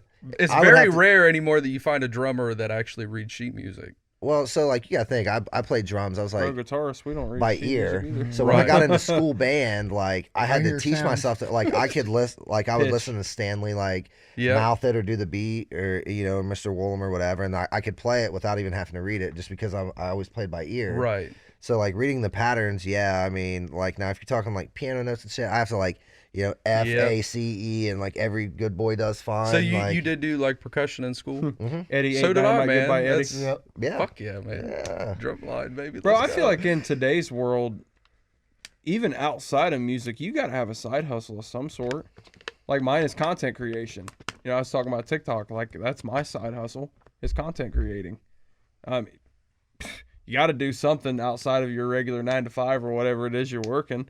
We just need to make more fucking money. And musicians, we Exactly, talk yeah. about being a broke musician. That's never more evident than it is in music. So that's why you see so many of these bands and these band members doing more than just their starving artists, bud. doing just their We're just hungry. their one band. The frontman from Monuments, Andy Chiswick. He I has. remember all these people's names. What did- Dude, what did- I what did- struggle. What did YouTube Tyler guru. Heidi call me? Music encyclopedia. They go off on these rants of different names and stuff, and I'm like, okay, what band were they in? Because I can maybe remember that. And even then, sometimes it's a struggle. Yeah, I don't claim to be a music encyclopedia, but I've been dubbed that by our previous guests. So, but yeah, like Andy Chiswick from Monuments, he's got multiple different side projects, and he's always doing something outside of Monuments while that's his full-time gig. Just because it's just, I feel like as a musician, if that's going to be your full-time gig, you got to do a bunch of different shit. You know what I mean? It's just today's world we live in, because like you said, Brad, you're not making money off of just the music anymore because of streaming. It's limited so much of that income that artists get. We've talked about it on this show, and I'd love to get your guys' take. You should cough some more. Sorry, I would not. If So I would love to get your guys. look. Shit just got real up in here. I'm gonna half-ass math it out for you guys. So Hopefully the math. yeah, Hopefully the maths. so you get a Hey, buddy, the math ain't look. mathing So right now. previously, if you wrote a song and it gets played on the radio, every time it got played on the radio, you got 9.1 cents. That's what the copyright law stated. And then when streaming came around and there was this, Napster and all that shit happened, and then basically Congress had to figure out how the fuck we're going to set this shit in law now, because the scene is changing, the landscape's changing. Was that because of the Metallica Napster situation? Yep. Metallica put That Napster was out a of huge business. part of Okay. it. So And I they had hated to them for figure out. that, but I love them for it now. Yeah, Oh yeah. yeah. So like, what they had kind of figured out is these streaming sites were arguing. They're like, it doesn't make sense for us to pay 9.1 cent every time a song is streamed, because that rate was set for radio, and for radio you had thousands upon thousands of people listening to that radio station at that time. And so they kind of figured out an algorithm on, okay, we estimate the value per stream per one person listening at this. And so that's why you have to have millions and millions and millions of listens to get any money at all.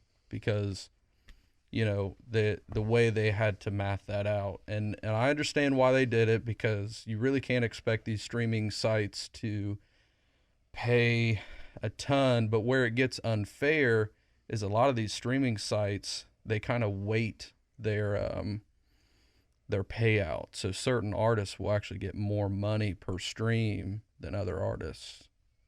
And it's kind of fucked up.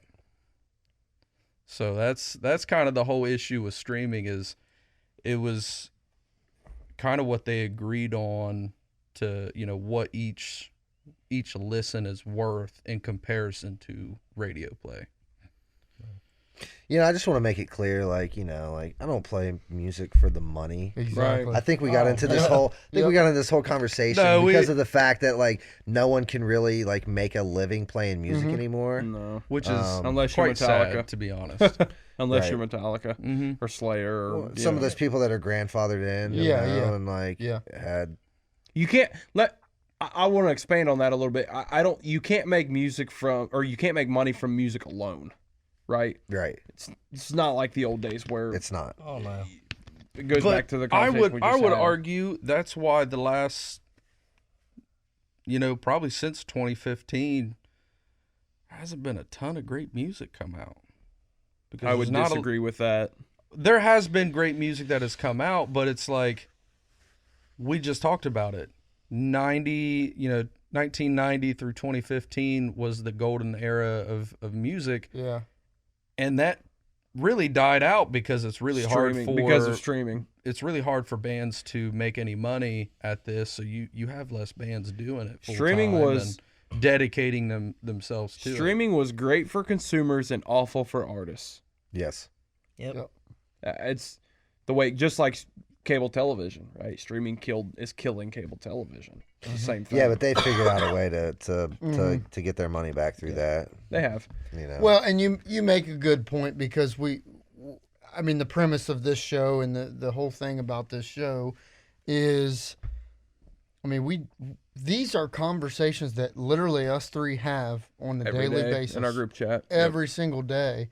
And the reason we started this is because we like fucking talking about music, and we like listening to music, we like playing music.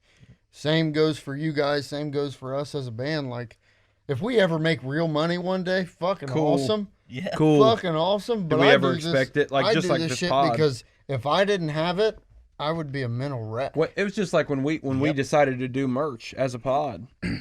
We sat down as a group. I say a group, all three of us. The big group we are. The gang's all Are here. you guys like the Tainted Trio? Or? Yeah, we were like that SpongeBob episode where he draws smiley faces on his fingers. The gang's all here. Yeah.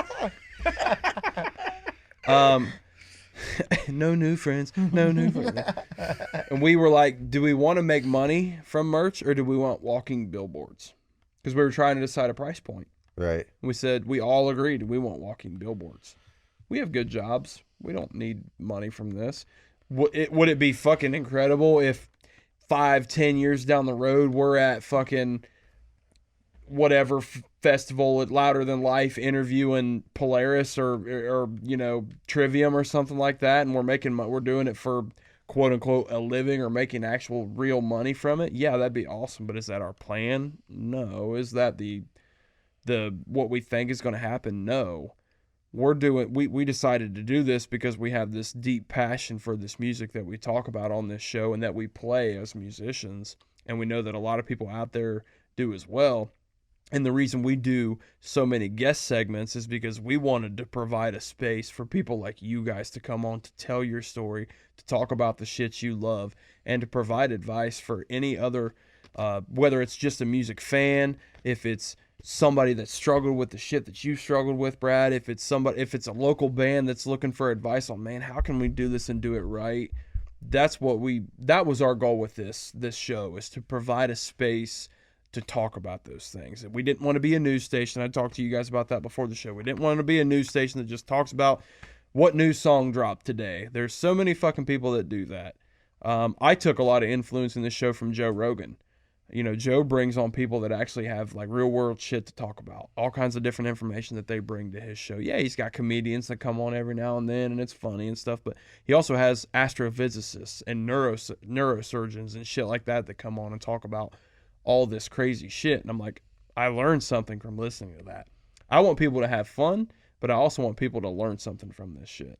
Yeah. So it's just when you're creating content, whatever kind of content it is, whether it's music or a podcast or videos on the internet, you have to bring value to people or they're not going to stick around. You have to bring value. Just a few things on that. Are you about to like shit on everything I just said? Yep. Wow. So if Shitty guitars. Jesus Christ. so if any bourbon companies out there want to sponsor Oh us, shit! I was gonna say, we do Shameless drink plug. bourbon every night, and we actually talk about. we a will couple talk of the about your bourbon. bourbon, I and if it's promise you. good, I'm we drinking will, Mixters we right will now. encourage Jeffersons. We will Jeffersons? encourage the Basil I Hayden don't know toast. what I'm Safe drinking, use. but it's Basil wonderful. Hayden Bloomy toast. said, I don't know what Yeah. the fuck it is, but it's good. So I do want to transition a little bit here. We do like to talk a little bit of like advice for Yes. local bands and up and coming bands because we do have a lot of that in our audience. All over the country too. and no better people to hear it from Right. somebody So that's you been doing it guys so have long. you guys have been doing this for a while. You've At a seen high the level. landscape change. Did he say Bandscape? Landscape? Oh, I thought he said Bandscape. So- that's It's kind of metal dope. as fuck. Manscaped. Manscaped. Yeah. Hey, I So would love to we've, be sponsored by There Manscaped. you go. Dude, that'd be great. Manscaped. Help me shave my nuts. Give me that lawnmower 2.0. 2.0. 4.0. Baby. There's 4 of those motherfuckers. The hair doesn't stand a chance. All right. What so about anyway, the ball deodorant? I'm in here fucking sweating. Eliminate duck sauce with Manscaped ball deodorant. Jesus Christ. Your lady will suck your cheesy dick. So anyway, There goes cancel culture right there. We're gone. See ya. A little bit of comedic relief. Cut there. it out. I'm sorry, Tyler. I'm sorry. shut the fuck up. I'm a piece of shit, bro. Trying to keep it serious. Anyway, I'm fucking sweating over here, buddy. so you guys have been doing this for a while. You've seen the landscape change. What's some advice you can give? We've talked about you guys being able to get on big, some really good shows and things like that. Way bigger bills than us. Yeah, and what's some advice you can give bands around, getting out there, doing shows, getting onto some better bills? Because we've had some talks about some horrible experiences we've had in the band, and then also, I know before the show we talked a little bit about your guys' process through getting back into the studio. You're doing some at home, some there at the studio. Can you guys talk a little bit about both of those things? I don't care what particular order, but just to give some advice out there for bands getting started. I would say first and foremost, don't settle. As in, just keep pushing and getting better at your craft. Mm-hmm. Like, don't get frustrated. I am the most impatient person you will meet. Fact. And And he hates talking on the oh phone. my gosh. Do Shut not, up. if you're I'm listening different. I'm different. You and love you talking know on me, the don't texting. call me. Text me. I hate texting. I'm This the opposite. motherfucker will God. call If me you want something, you fucking call me. for a 2-second Yep. conversation. Yep. I'm Give like, me a dab on that. If you want something, motherfucker, you fucking call me. shoot me a text, you piece of I shit. can't you go. stand that. Can't stand you that. go. Shoot me a text. Hey, so I can just took a decide- shit later. Is Like, this important enough to call? it's not. Shoot me a text so I know if it's something I really need to talk about He's right so now. or bad not. about that. I'm God, talking, man. bro, I don't. These two Text are me. polar opposites, and so are we. I know. awesome. That's what, dude. It's always the best. All right, friends shut the that fuck are up. Polar opposites. So don't get frustrated. Yes. You were saying, Um, and don't call you. don't call me. Absolutely, don't call me. If you need to to call call Hey, shut the man. fuck I up. would Hey, shut the fuck say- up. Like I said, just don't settle. Keep, like, Do you mean like And don't don't- settle for like don't settle for. I don't know, but don't this settle may for piss some shitty people- shows or don't Yes, settle for this may piss some people off, but you Bring know, it they'll- on. We they'll do it all fucking the get time. over it. oh yeah. Bring it on. Don't play shit shows just to. Well, you get exposure. Yep. Right. Yep. No, We used fuck to do you. that so much. Same. And the reason I say this is from experience. Yes. In the same way with your merchandise. Mhm. Like we were talking earlier. Like, none of us are here to make fucking money. Yep. Because if we were, we wouldn't be doing it. Yep. Exactly. Simple as that. And again, from experience, spend the money to make money. Yep. Like, if you want to make money, just to be not make money, but to be able to recycle to get more shit for the band. Spend the money to call 7 and have good merchandise made.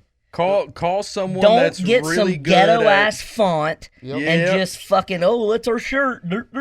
I can get on Microsoft Paint and create us a The amount of merchandise that Sourblood has sold since we got good fucking merchandise is mind-boggling to me.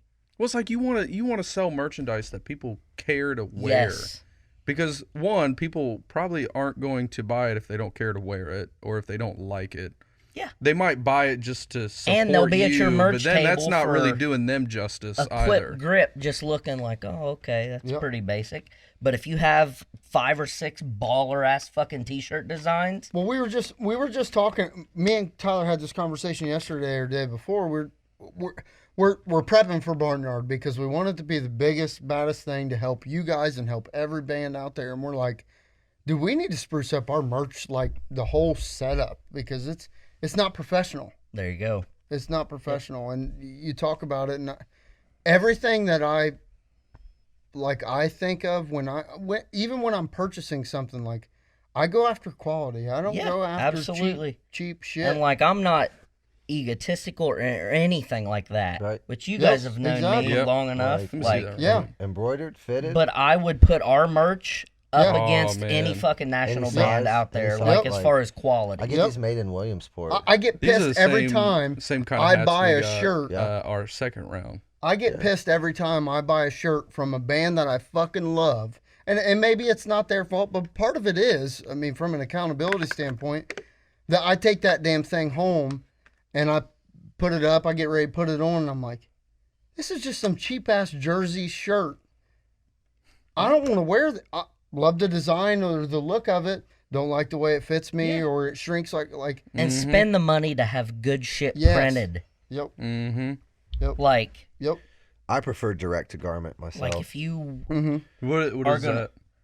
So you got like you got your vinyl like iron on, right? You got your screen printing, right, where they have to do a different Silk colored screen. silk screen, Mm-hmm. and then you have direct to garment where it just prints on there and it costs more, it Yeah. costs more, but it's like, it'll never it takes peel. a It's lot not longer, going to peel, but fade, yes. all that So shit. I know. So Seven has a partner, and they have their own little new brand- market ink. Yeah.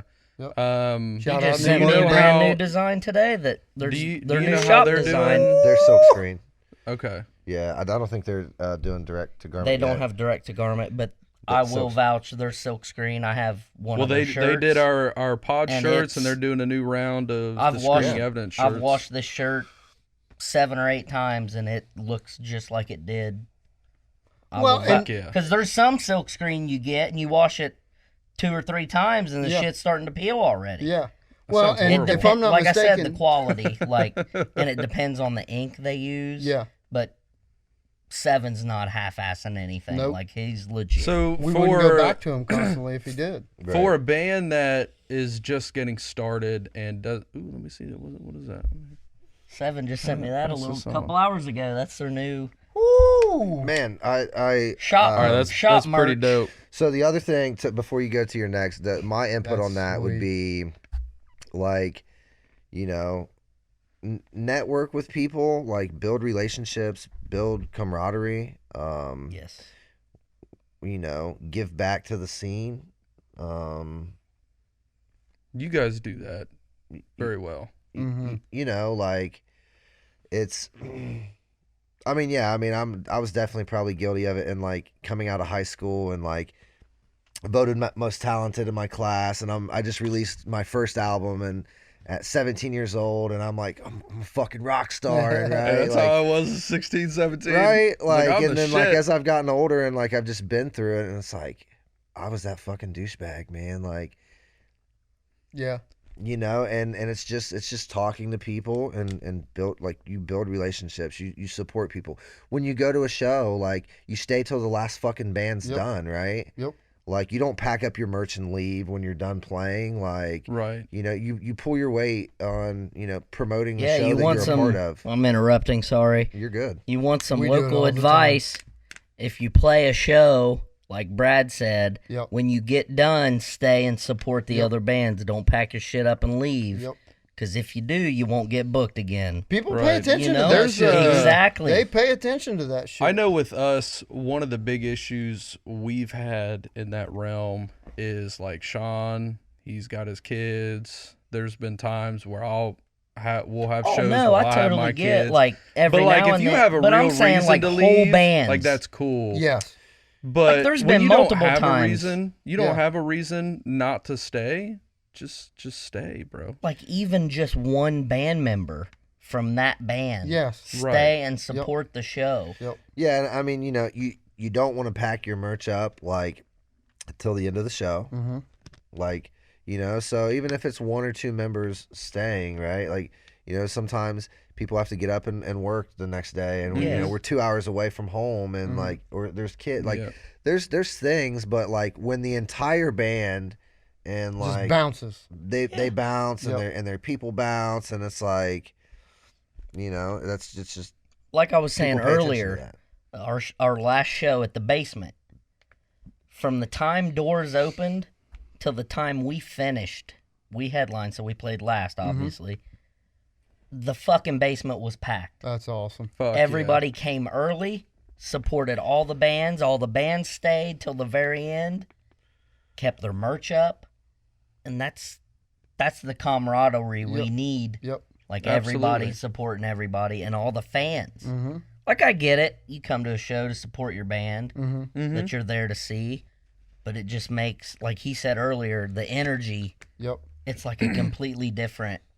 I don't know that I've played a show where I've been that stoked That's awesome. from the time I walked on the stage till the next day Yeah. in a long fucking time. I Well, don't know and- how he felt about it. Like but there's that feeling of euphoria because every year it happens where we'll play Barnyard, and typically the biggest show we play every year.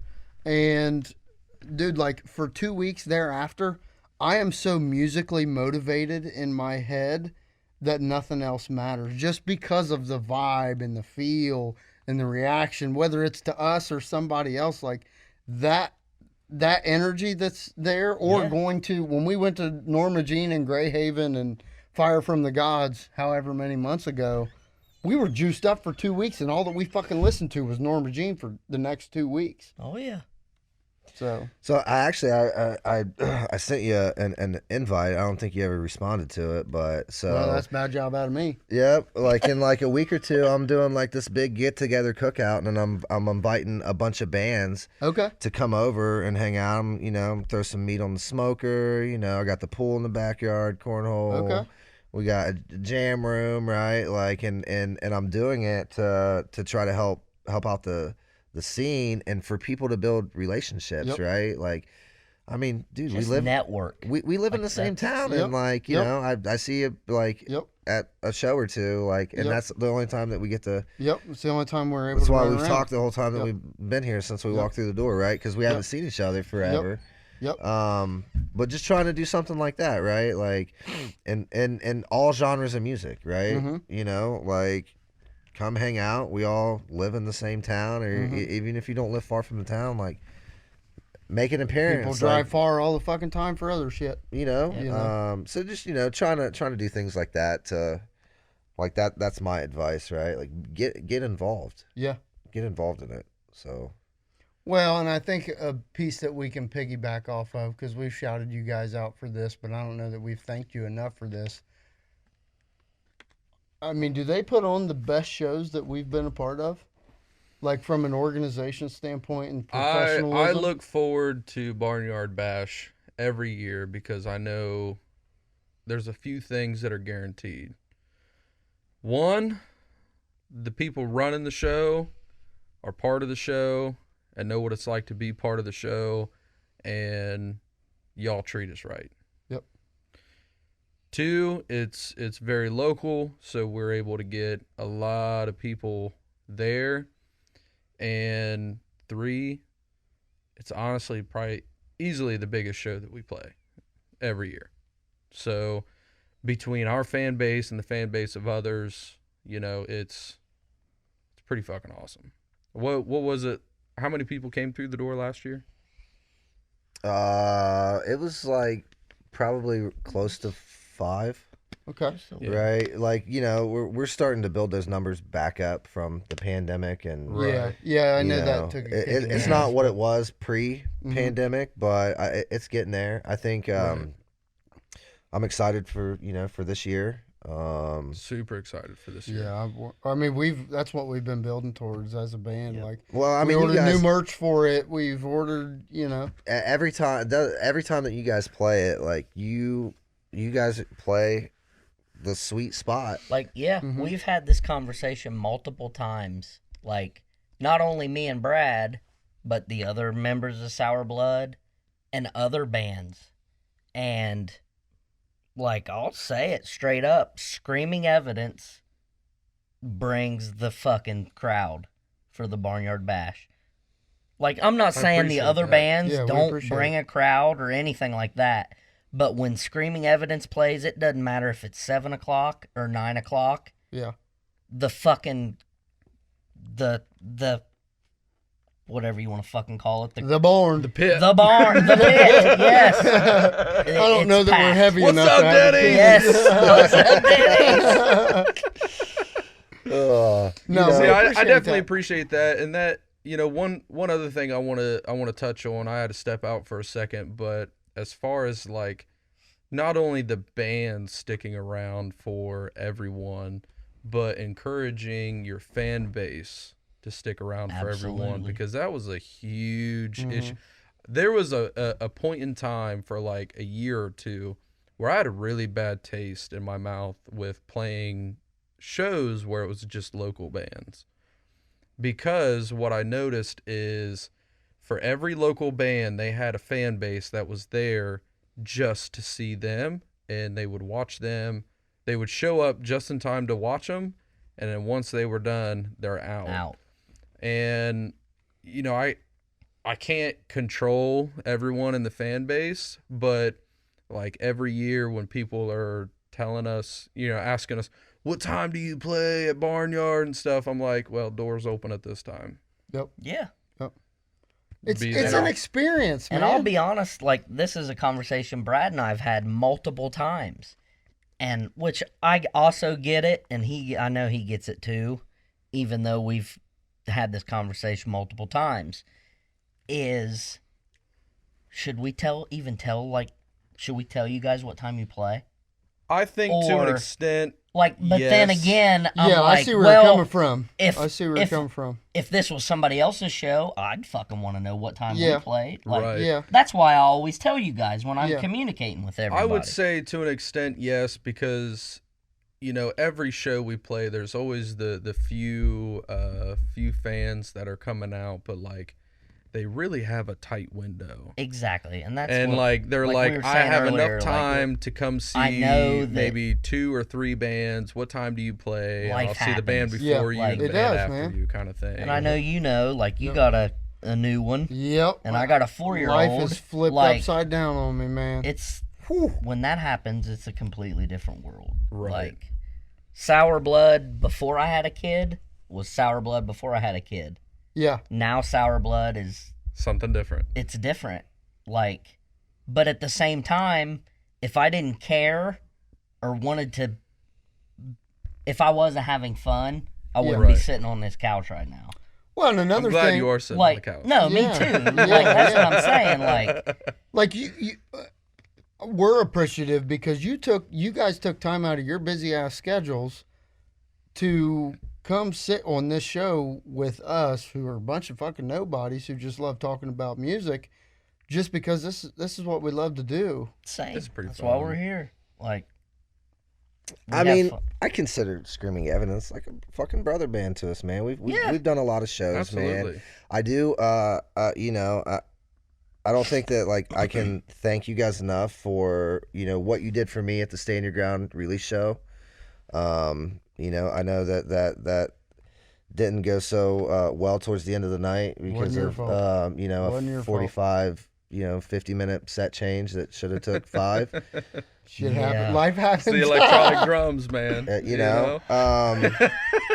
So like Bloomy's like, I want to say so much right now. that shit means a lot to me, and like those are like things that like that go further than people realize, right? And and at the end of the day, like you do things like that to help out other bands or to help out friends or like and everything gets rewarded in the long run. So like I just want to super appreciative for you guys. Yes. It was a fun night. Doing that for I mean, me. even though we didn't get as much time as we thought we would, like it was a fun night. Like Still good ass time. I just, for the most part, at a lot of these shows, I kind of hang out at our little merch booth, and I'm just kind of listening to the music and watching the crowd, and people come up and talk to us, and that's enough party for me. You know what I mean? I'm not a very social person, so like that enough. Listening to music and having people come up talking to us, buying some merch, and feeling like a rock star for a night is pretty dope. Yeah. So, I guess, kind of getting into the next question as far as the recording stuff. So we had an episode, we got a lot of episodes. So it was one of them. One of them. We talked about, our experience with getting into studios, what process we went through, like for our last album. We have a bunch of we got a bunch of recording gear so that we could do more in here before we get to a studio. So we have kind of a plan in place to try to get songs, like you said, to the 95% before we get Ironed to the out studio. before you. Well, and to put into perspective, we just recorded a song that's 10 years fucking old that I wasn't even thought of with the band just because we could now. Like it's 10 years old, and we wanted something new out there. Even technology now, today, compared to 2 years ago, It's crazy. is insane what we can do. So, on the topic of giving advice to other bands out there, what process are you guys going through for your new album or EP? I don't remember which one you said it was going to be, but what kind of process are you going through? What's some advice you can give for like picking studios, picking producers, how to set up things on your own, with limited resources to get yourself ready for the studio, all that kind of stuff? Bloomy said, "Ladies first," and Brad says, "All right." All right, I mean, yeah, like there's free programs like what Reaper's a free. Reaper. There's You get like GarageBand, GarageBand and yeah. stuff like yeah, that. Like- there's ways to do it cheap. Even if it's free, it's something you can get. Like I said an hour ago, when I fucking started this shit, and we didn't have a clue what we were doing. We recorded on a goddamn cassette tape. Well, it's funny. The technology on a computer now, You can find a cassette tape at a fucking thrift store like for download $1. a program and you can fucking record. Well, and it's funny you say that because a piece of advice I had given a while back, and I promise you we'll delve right back into what you guys are about to say, but like I think it's important because there's a part of me that I've been watching YouTube guitarists for God knows how long, and I've always I wanted to do something of that sort, and I've always thought these things through, and I'm like, well, I need to be different. It needs to be this. It needs to be that. And then we started this podcast on a whim. These two did. I wasn't even here the first episode. And I'm however many weeks deep now, and I'm like, the best piece of advice I can give somebody, whether it's a band or a creative themselves, just fucking start.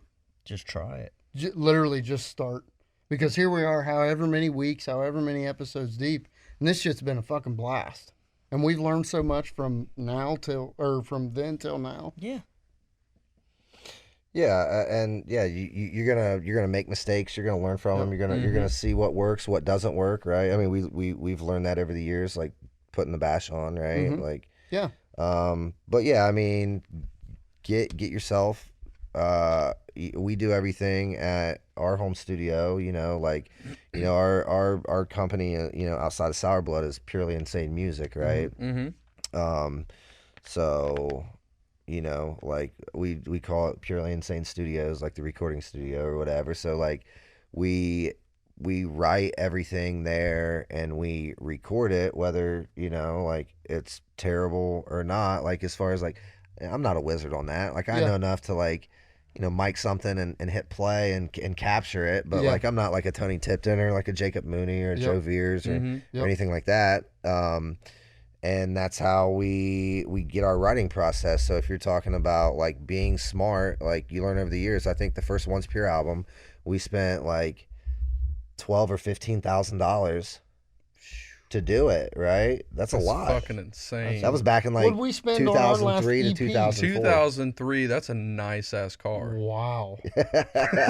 Right? Holy shit. So That's a nice ass band van to tour around And in. trailer. Yeah. Yeah. Like, Holy shit. So that would be my advice. Like, write your music at home. Like, we have 30 different versions of the song. With technology now, you can go in and Dropbox and email. Yep. you can Like do all that's those how things, we do right? it. Like Jay will come up with a riff, and he'll program drum beats just so we have something until Brad can write the drums to it and email it back and forth. And That's hilarious because I'm behind the times where I come up with a riff.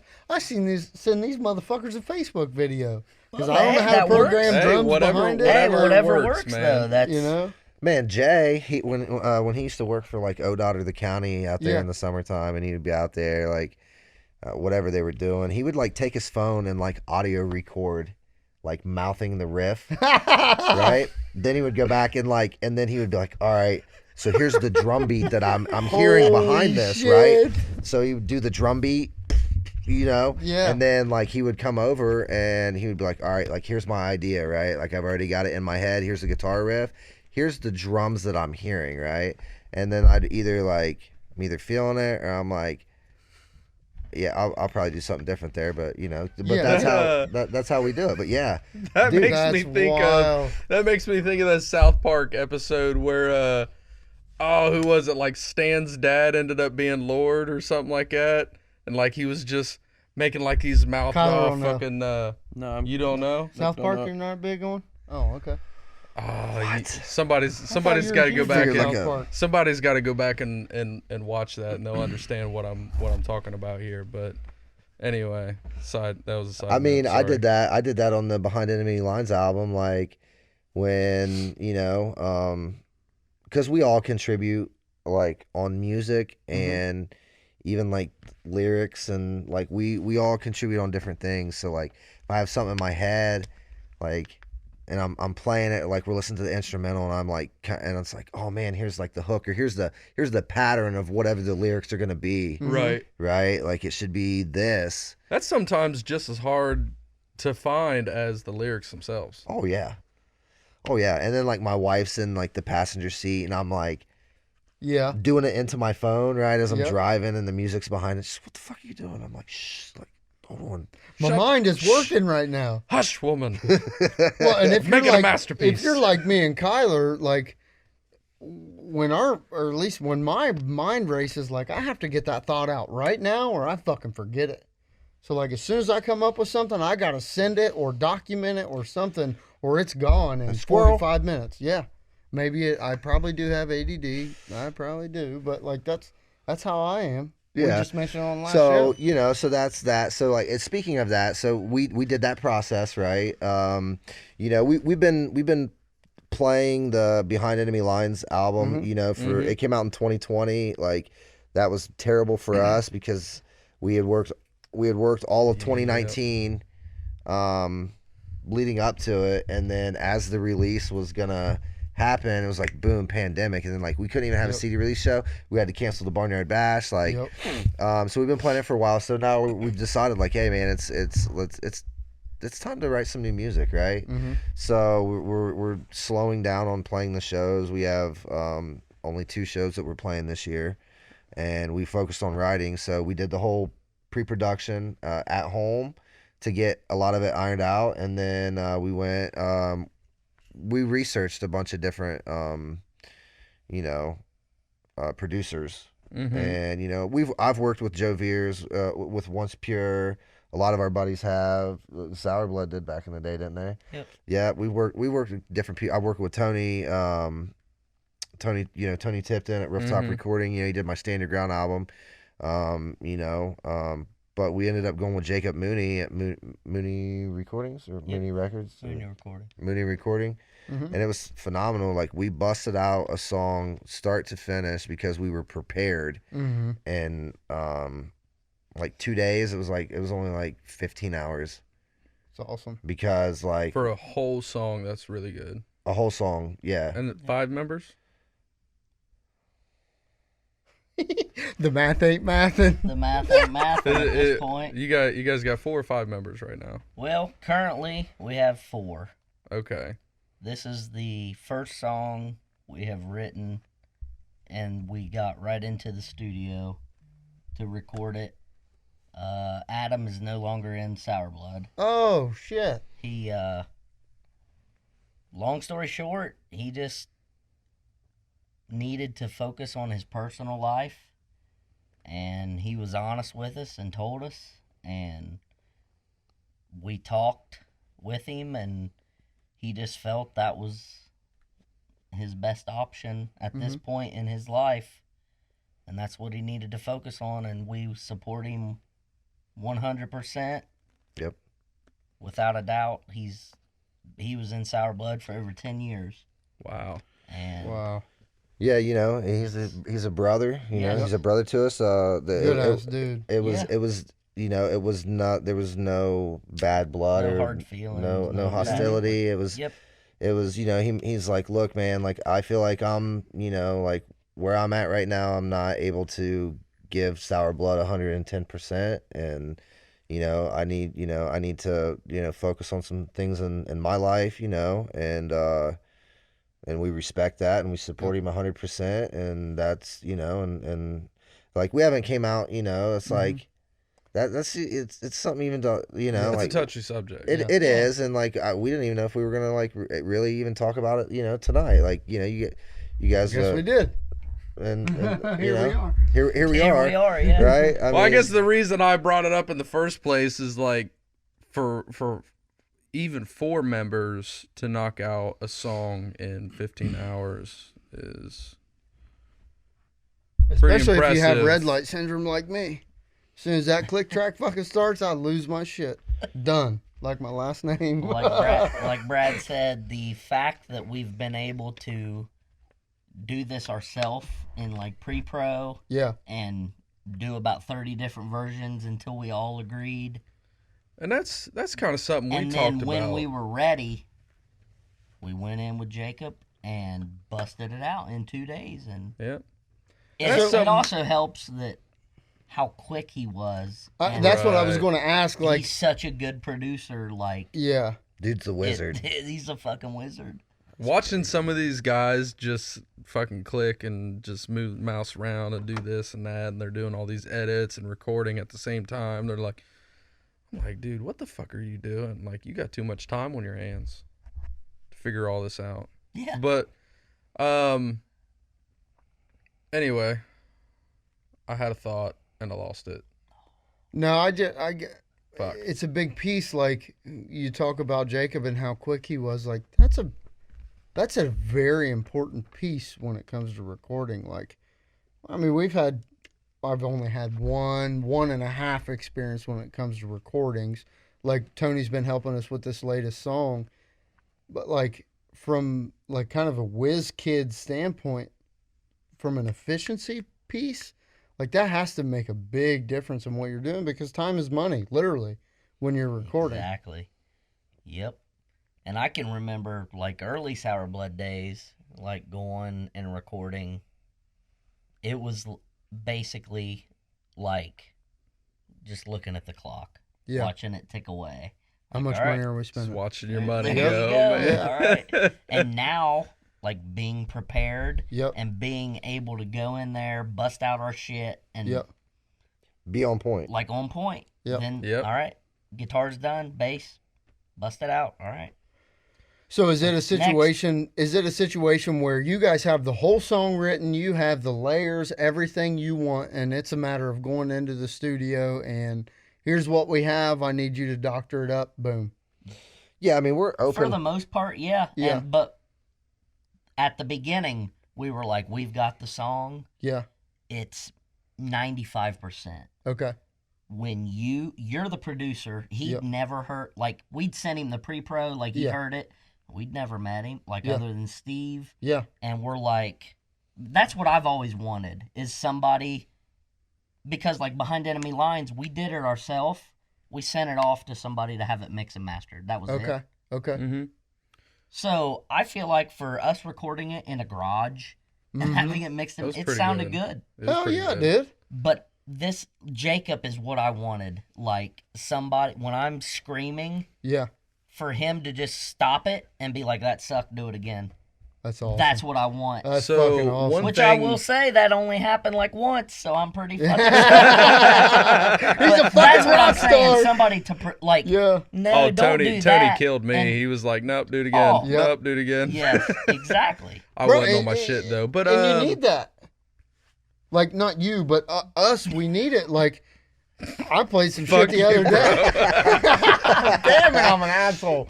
No. he I played strikes some- again. I played some shit the other day that thought was cool, and then we played it in the mix, and I'm like, this fucking sucks, dude. And like Tony, he ran with it for a bit, but then we listened back, and of course he might not have said something at first, but toward the end it was just like, yeah, Yeah. you know, that ain't it. You know, Tony can only polish a turd so much, Exactly, man. You know? dude. I'm a turd, baby. So one thing that we had done, our last little EP that we'd done, we actually went into the studio that we were recording at and did like a live session for the producer, and he set up mics and recorded it. And that way he could have an idea of what sound we have live, what we're kind of going for, how the songs are supposed to flow and things like that before we went in and actually started tracking. Maybe something to consider. Yeah. I don't know. Yeah, listen, there's no wrong answers to any of that, right? Like, Right. you know, whatever methods work for people, Mm-hmm. you know, do it. Like, don't be afraid to try something, right? Like, because like even with Jacob producing us, and he had some ideas, and he's like, all right, look, if this is cool, awesome. If this is shit, tell me it's shit, and we'll move on, right? Like, Right. so like, you know, him hearing the song, we've heard it for, you know, we've been working on it for like 3 months. So for him to go in and then hear it, and then like, yeah, there was, and you gotta be open-minded to your producer and stuff too. You know, Right. like, you know, when you write something and it's near and dear to you, and you're like, man, I just put all this work into this song and I've structured it, and, you know, like, I think this is it. And someone's like, well, why don't you change this here? You Yeah, know? but like this. Ugh. Right, you know, and it's like, right, you're like, Yeah. motherfucker, right? Just got to be open-minded Well, and like, you're paying him for a reason. yes, You know, Yes. you're paying him to be the expert. Same as we pay somebody for fucking merch. Like, Yeah. we're trying to have that person give us what we thought of. yeah, Like, yeah, bringing your vision to life, yep. right?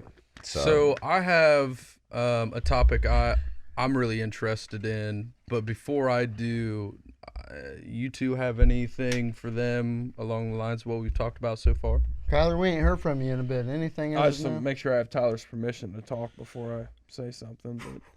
But, do you guys want to dive into this year's Barnyard yet, or do you want to save that for the end? no, I'll leave I that think, up to you guys. I as think the we should do that now. You wanna I dive mean, into I'm it? not gonna lie to you guys, like, you know, I'm It's an old late. man. It's getting late. It's getting a little late. I want to. Right. That's why I want to make sure that we cut, because that conversation that was just had was fucking awesome. So I wanted to let that play out, but I do want to make sure that you guys get the opportunity to cover a Barnyard for this year. So I don't understand how you do that nasty shit, bro. It builds character. Yeah.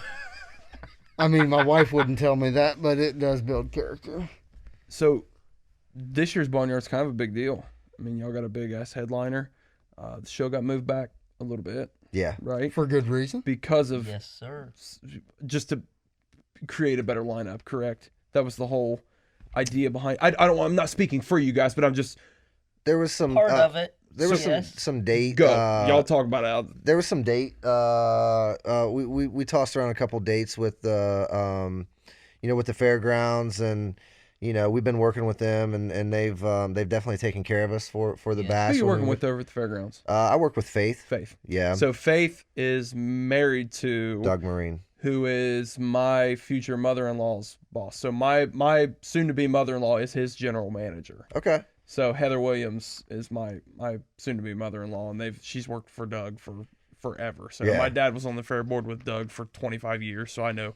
I worked for Faith. I farmed for Faith, so I Okay. know them really well. But yeah, they take good care of you over there. Oh yeah. Yeah, absolutely. They've taken great care of us. You got to think, so the Barnyard Bash originated out at Owsley's house on Prairie Road, and it I started. was like 7. So listen, let's talk about this, right? So this started. We threw. It was basically a birthday party for me, your cousin Tony. Mm-hmm. All right. I think Ryan Steele and Ashley Johnson. Right. All of our birthdays were in July. Well, you say Tony, you mean sister. Yeah. Okay. Sis. Yeah. I'm You're sorry, good. Yeah. You're good. Yeah, Tony. They're Right. related Yeah. somehow. Somehow, yeah, I know you guys. Were Somewhere down the line. She posted bud. about you, Yep. like, oh, so, so that's how we started, and it was, we had 3 bands on a hay trailer, and we had like 2 kegs and a Fucking trash can awesome. with ice out on fucking Country Road, bonfire, like. Kyler, is that metal as fuck? It's metal as fuck. Listen, I that mean, metal it's as fuck? it's That's metal Fayette as fuck. County. Think Right. about the place out on Harmony Road that we've Yeah. talked about on this show Yeah. before that has Yeah. hosted so many Screaming Evidence shows. Has What was hosted. that, Jim's Pleasure Palace? Yeah. Yeah, Once Dude. Pure played some shows This there. is Southern with Ohio, your bro. We gotta dad. work with what we Yeah. got. When you're a Yeah. local band and you're a local metal You band, take what you can get, baby. you No, gotta it was a work good. with what you got. It's a good atmosphere and stuff out Yeah. there. And you got to think Brad DeMint did like Faco on the farm, Mm-hmm. and I seen how he did it. And like the last 2 years that we played the Faco on the farm, it was not good. It was not good. Anyways, Was so the I'm last like, year Capital Tragedy? yeah, it was the last year of Capital Tragedy. Yeah. Time. Yeah, great time. Broke my fucking drum rack. Drunk ass fucking sound dude. Oh, dude, they cut the power on us. I just kept fucking playing. Mm. Oh, it was That's bad. metal as fuck. It was. It was. If you was can't crazy. tell, that's like why that's on the back of our shirts. Yeah, it's Yeah. a tagline. It's kinda So that's how the thing. Barnyard Bash started, right? For this birthday party, and everyone had a great fucking time out there. And like, oh, well, let's do it again next year. I'll do it again. Right? So it originated in like 2006, 2007, and it started out, and then it kept getting bigger and bigger, and then, I built a stage for it, the fucking death stage, man. Was it janky? No, I mean, we still use it for That's the fucking one bash. we use. It's one of the stages we still fucking use. Hey, Okay. Then why are you sighing? Because it weighs a million Oh, pounds. Oh. yeah, Quality lumber, bro. right. We've We've been talking about quality this whole fucking show, man. Right? You can't. It's like, bro, you can't half-ass build a stage. Not at all, right? Unless you no, want I'm somebody not complaining fat ass to about fall that. Not through unless that you're motherfucker. at Jim's Pleasure Palace. Yeah. Hey, that fucking stage has What a lasted for whole bunch 15 of- years. Wow. Yeah, and what a Fuck whole yeah. bunch of people don't fucking know. You guys have been to the bash. You know Yep. what the setup is. Yep. Mhm. Friday from like 7 in the fucking morning till 2 in the morning. It's me and him and a handful of other people. Well, that's why I've asked you a couple times. I haven't done the best But- job at it, but do No, you need but- some help? No, I like- know that's a bitch, man. But for just 7 or 8 people doing it, Ugh. You're exhausted. and then we get there Saturday, it's like, all right, it's Have to- worth it. Makes it all worth it. And then Sunday, we're like, God damn, then Right? all Gotta over do it again with the again. tear hangover. it down. With Yeah. the hangover. Yeah, so we did it for, this is I think I did it till like 2011, and then 2011 wasn't a good year, and we stopped doing it. I stopped doing it, for then, and then when I joined Sourblood, we had 2 flat tires. That was like Sourblood played it that. Yeah. We were supposed to play it that year. Yeah, you were. We had like 2 flat tires on a trailer. Oh shit! And yeah, it was a bad year. Yeah. So then we brought it back. We did it the first time when we brought it back. We did it out in Circleville, and it was decent. But we wanted to go somewhere where it was covered and stuff like that. So we moved it to the fairgrounds in like 2019, and have been doing it there ever since. And this year is actually the 10th annual. Like it'll not like in consecutive years, but it's the 10th Barnyard Bash. That's wild. In the history of the Barnyard Bash. Fuck yeah. Awesome. And so we wanted to do it big, to do it big this year. So You want to talk about the lineup a little bit? Yeah. yeah, We skim through it. Yeah, we'll skim through it a little bit. Who's your headliner? Convictions. Bloomy, what just happened with Convictions? They won, I believe it was a Grizzly Award, which is like a I got the Convictions lineup pulled is up a now. Christian metal Metalcore, band. yeah. Mm-hmm. And somehow the they Gri- skimmed past me. I never even knew of The, them somehow. And their vocalist actually filled in for Jake on a tour for August Burns Red Wow. a couple years ago. Story was he was working third shift at FedEx, and at like 2 a.m. he got a text message that Jake was sick or something happened and he had to leave the tour, and do you want to come do it? And this is like 3 a.m. and 7 a.m. he was on a flight flying, Wow. and he said he got off the flight, got on an Uber, went right to the venue, walked right on the stage for sound check, learned all the songs on the flights, and filled in like the next couple weeks of the tour. Damn. So I brought it up. It's Metal Song of the Year at the Grizzly Awards 2022 for the song Stigmata. Loathe has a song called Stigmata. I feel horrible because I think I had heard of Convictions beforehand, but never got into them, and they're very similar to other artists I listen to on a daily basis. So Yeah. that's wild. man. I'm I'd seen excited. them in Columbus. It was the end of last year. They played with Wolves at the Gate. God, I love that And- band. Yeah. And We've talked about them boys. I was like, these dudes are awesome. And then when we started booking bands, I was like, Oh my God, Let's- that would have been amazing. So we bro. tried both of those bands. I'd have lost my shit. And one of those bands was, What was the they hang-up, were Brad? leaving for Europe or something, wasn't able to go, make it happen. Yeah. And Convictions pulled in and they were able to make it happen. And they're from Toledo, so it's not like it's too Convictions far. is? Yeah, Holy shit. yeah.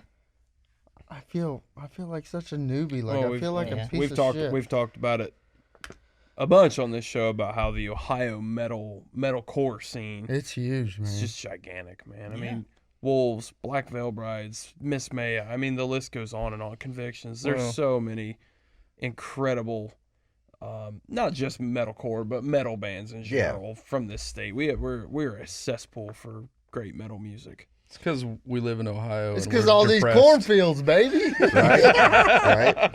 Right. So we got Convictions. We got our boys and Screaming Evidence, right? Appreciate you guys.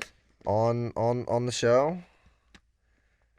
It's a solid ass lineup. I got it I'm pulled excited. up. So, and this, Run through it. yeah. Just So run through it, Preston. some fucking awesome bands Is that we've Liquid played 16 with. playing? Oh That's yeah. what's up. Oh yeah.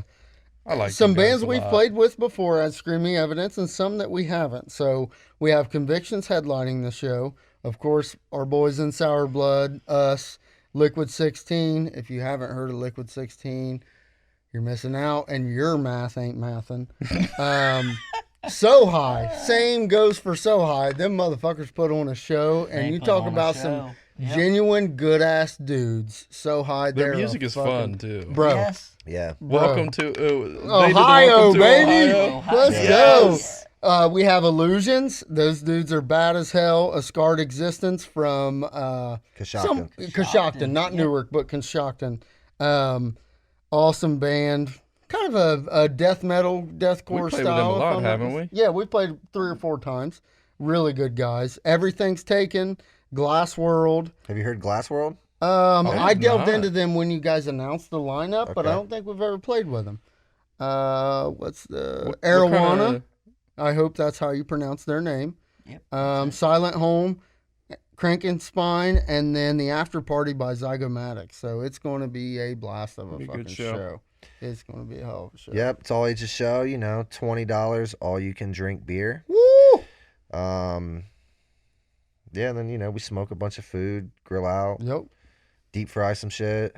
You know. It's a blast every year. I look a good forward time. to it Everybody- every It's single it's year. two- man. So it's 2 stages. It's Yep. it's nonstop music, right? And it's just 5, right? 5 when it gets going. Am I wrong on that? Is it 5? no, so the gates are open at 2. 2. Okay. Yeah. So be there at 2 and watch Yes. all the All bands. the All All of the them. bands. I promise all you, the it's worth bands. your time. I It is. promise It's you. a good time. The It's- 2 And- stages helps for sure too, because Yep. like you said, it's just constant music. You're not waiting on set changes. And like shit. Preston said earlier, we moved the date out a little bit. Yep. And this year it's at the very end of September. And when I secured the date, I made sure it was the weekend of an off game of the Buckeyes. You're welcome. Woo! You got the 2 OH. biggest Buckeye Let me tell fans you, in the land right here, I got baby. a almost 9-month-old. Kaziki, that means your ass better be there yourself. Come on, Brian. I got Need an to see you. almost 9-month-old. My old lady's pushing, and I'm watching us beat the fuck out of Michigan State on the TV while I'm holding her hand. Like, good job, babe. Good job. Fuck yeah! So maybe we don't want to that's announce real it on shit. this show. Do we? What's our chance of having Kaziki there? Oh, there's a good chance this year. That's another reason we moved the date. I knew that I was the know you case. know. There's sound guy. Yeah, he does sound. He does sound for Ohio State football. Taylor Swift. I mean, what else? He's Well, in we were Blue gonna. Me and Jackets. Brad was gonna meet with him a few weeks ago, but he's He's like a busy he's guy. important or something. He was touring with the NHL for the playoffs. He did their playoffs. Oh, sound. That's no big No deal. big deal. Yeah, I'm like, come on, dude. We're talking about the Barnyard Bash. We got 2 stages. It's a big deal. Yeah. So, I know you guys are trying to get out of here at a decent time. Yep. Um, It's not a decent time, so you're gonna We- sit the fuck right here. I'm old. we can maybe skip some hot takes, I but don't know if we should. I do have a question some? I really want to ask. Best show, worst show, That's each of you.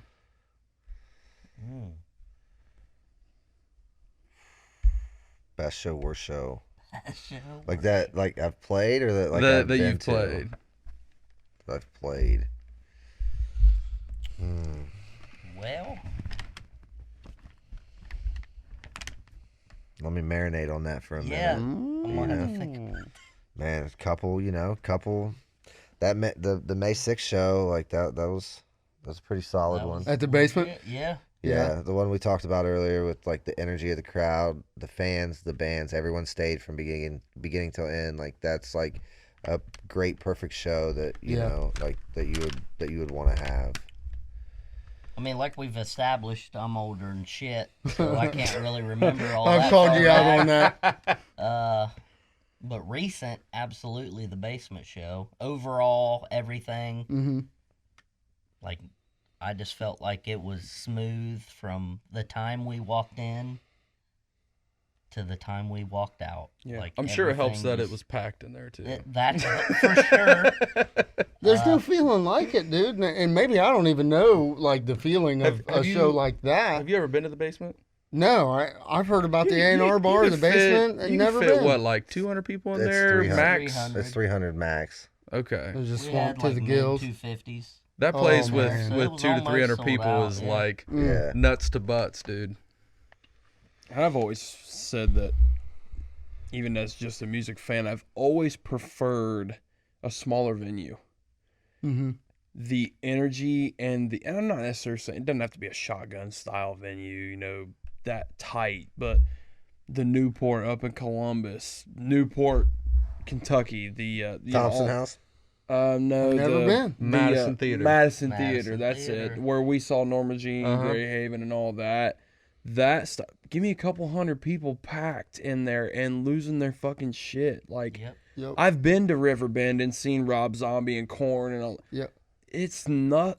I like the smaller venue. Like, I'm so juiced to go see these shows that we're going to see at the King of Clubs because I know it's going to be a couple hundred people packed to the fucking gills, beating the shit out of each other, losing their motherfucking minds. Like, Getting choke slammed into the merch table. that's metal Ooh, as fuck. Like, that is metal as fuck. that's what I want. Would you say it sounds better? It does sound better.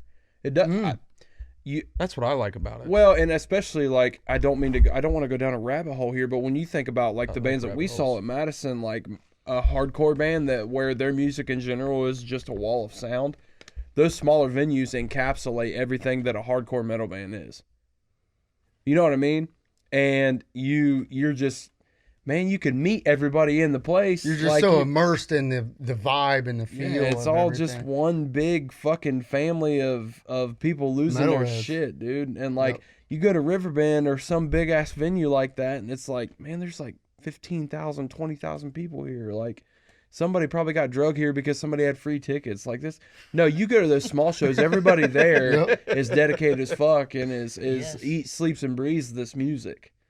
So Love that shit. and that's why I always prefer local shows, like smaller like local bands, smaller venues, that kind of shit. That's just, and maybe that's come from just being around these guys for the past however long ass time and being around Screaming Evidence and getting involved in the local music scene, that it's just made me fall in love with shit like that. I'm not talking, Jim's Pleasure Palace. I'm not talking that. That's a little too small. That's just, it is what it is. But like This is a King of barn out in the Clubs, middle of a... Basement, back in the day, the Alrosa Villa, Muddy Creek Saloon up in Newark, like shit That like was a that, dude. blast Like of a that venue, shit's so man. much fun. I'll go to a fucking show at a bar, like, and go watch a couple local bands rip. Not It's Jay's, just- though.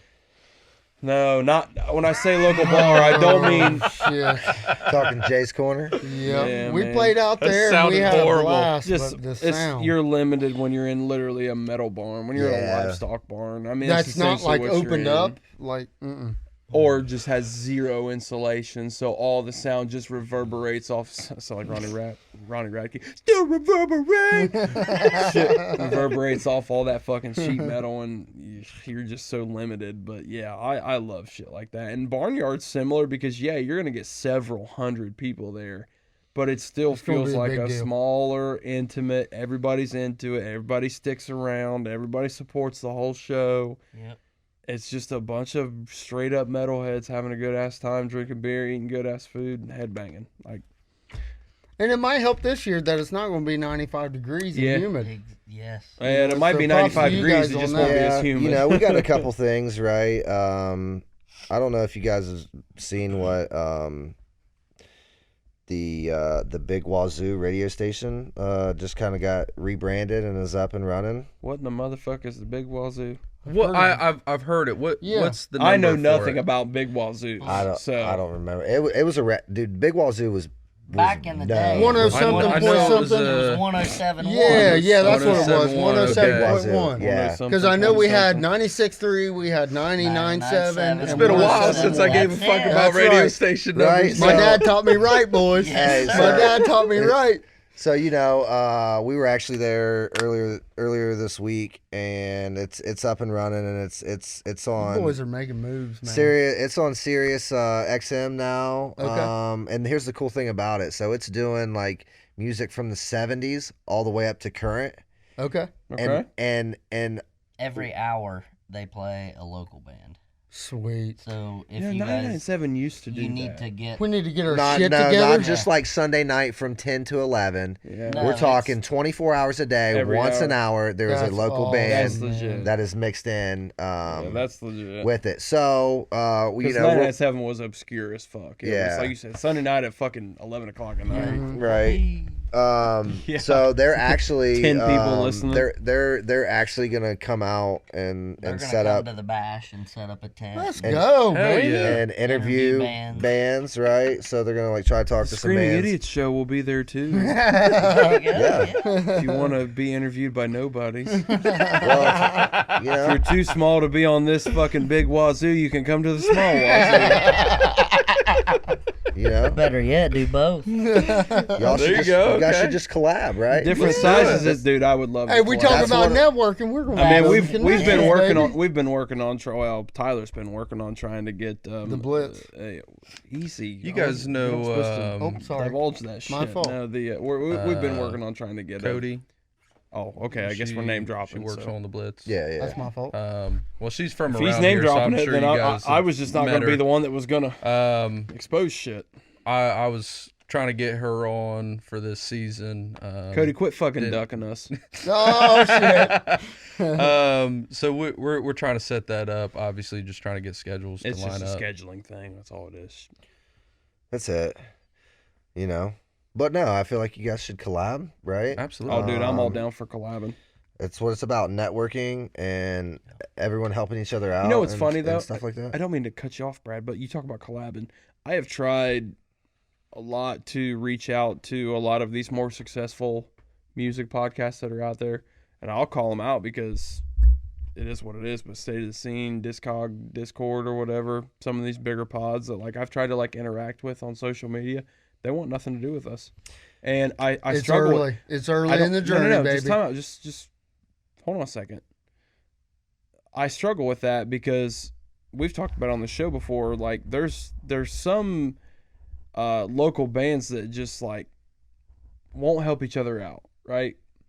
I feel like it's a little more few and far between now than it used to be, but like I've noticed that in starting this whole ordeal and trying to reach out and interact with some of the bigger podcasts to get like, you know, give us a follow on Twitter or give us a follow on something, you know, check us out, and you know, no interaction back, you know, no comment, no like, no nothing, no just fuck you, I'm not doing nothing. And you know, I try to promote their shit, retweet their stuff, and promote their content. I mean, nothing back. I'm like, and that's fine, but shouldn't we all be like trying to like help and promote each other and like lift up? Like, we're not trying to steal their thunder. Like, we're not doing the same thing they're doing. Discord literally just every podcast, because they just break down one band's discography. We're not doing that. State of the Scene, they're a news channel. They talk about all of this is current events. This is what we're doing. We're storytellers. That's what we try to do here. So we're doing something different. So I've struggled with like certain collabs because I'm like, why be a dick? Like, just like, we're all in this together, man. This is supposed to be the passion and brotherhood of metal music, and there's certain folks out there that are like, no, you're small fry. We're not gonna do anything to help you out. Oh, it's the same way in the local band scene. Yeah. It And is. it pisses and me. I I mean, it pisses me Oh, off, it man. used to get to me. and Because then I just the will older I've go got, out of my and- way, and maybe that's it. Like, I'm still just a hothead, I Like- guess. But like, I would go out of my way to help some of those guys out if the coin was on the other side. So I'm struggling with, like, you know, I tweeted on our show account the other day, like, we need some fucking more interactive followers because you guys suck. There you go. Yeah. Damn. I don't care. Like, Let 'em know. I Came for the throat. Tell 'em. I The call it- fucking math ain't math in here, I'll call motherfuckers. it Talk out, to like, me. I'll call it out. Like, now, thankfully, like the guitarist from Skylit Drive followed us on Twitter the other day, so that's super cool. And like, I've had interactions with the frontman from Patient 67. Until I Wake is another band that I've talked about a ton on here that I've had interaction with on TikTok. So there are a lot of bands that will have interaction with us. Maybe, you know, probably because like, oh shit, they're a podcast. Maybe they talk about us on their pod and promote our music. But like other podcasts, like, they want nothing to do with us. It's Yeah, early, I mean, baby. still, you know, there's always gonna be a few bad apples in every Yeah, man. bunch, right? And no matter That's what what it you're is. doing, and And I need to quit Fuck being 'em. such a hothead about it and quit letting I like it get that. to me. You know, quit letting it get to me because, like, I just feel like everybody should help everybody out in this business and this industry in music and music content. And it's just, I've come to find out it just doesn't work like that. You just got to you got to network and find the right people man. that are on the I same hope Barnyard level. helps. I'm super excited about coming to Barnyard and meeting some new bands and you know, who you guys talked about coming out there, the radio deal and any kind of networking I can do to get advice, get marketing help or ideas or things like that. That's kind of what I'm all about. We always want to be getting better. You know what I mean? Just like you guys as a band and Screaming Evidence as a band, it's all about having those conversations with other people in the industry and bouncing ideas off each other, right? So trying to get better and help each other get better. So It's all about being metal as fuck. Yeah. Got to be metal as fuck. I'm juiced as fuck about Barnyard, so I'm not going to cut it off We're propping this show up, people. without you know, making sure there's nothing else you guys want to cover before we send it home. You guys talk about everything you want to heavy talk metal about. hot takes. Dude, I could be here all fucking night. Uh-huh. talking. That's the problem. So the only thing, I'll end it on this. You should check out Broadcast the Nightmares album 2012. Thank you for a music recommendation. Our fans love that. I And love music recommendations. I'll be the first to say that we've kind of slacked off on music recommendations here lately. So Hit me with that again. Say that one more time. Broadcast the Nightmare. Broadcast the Nightmare. Right? They only There it have one is. album out. Like, it's called 2012. I see that. Yeah, check that shit out. Okay. Okay. It's good front to back.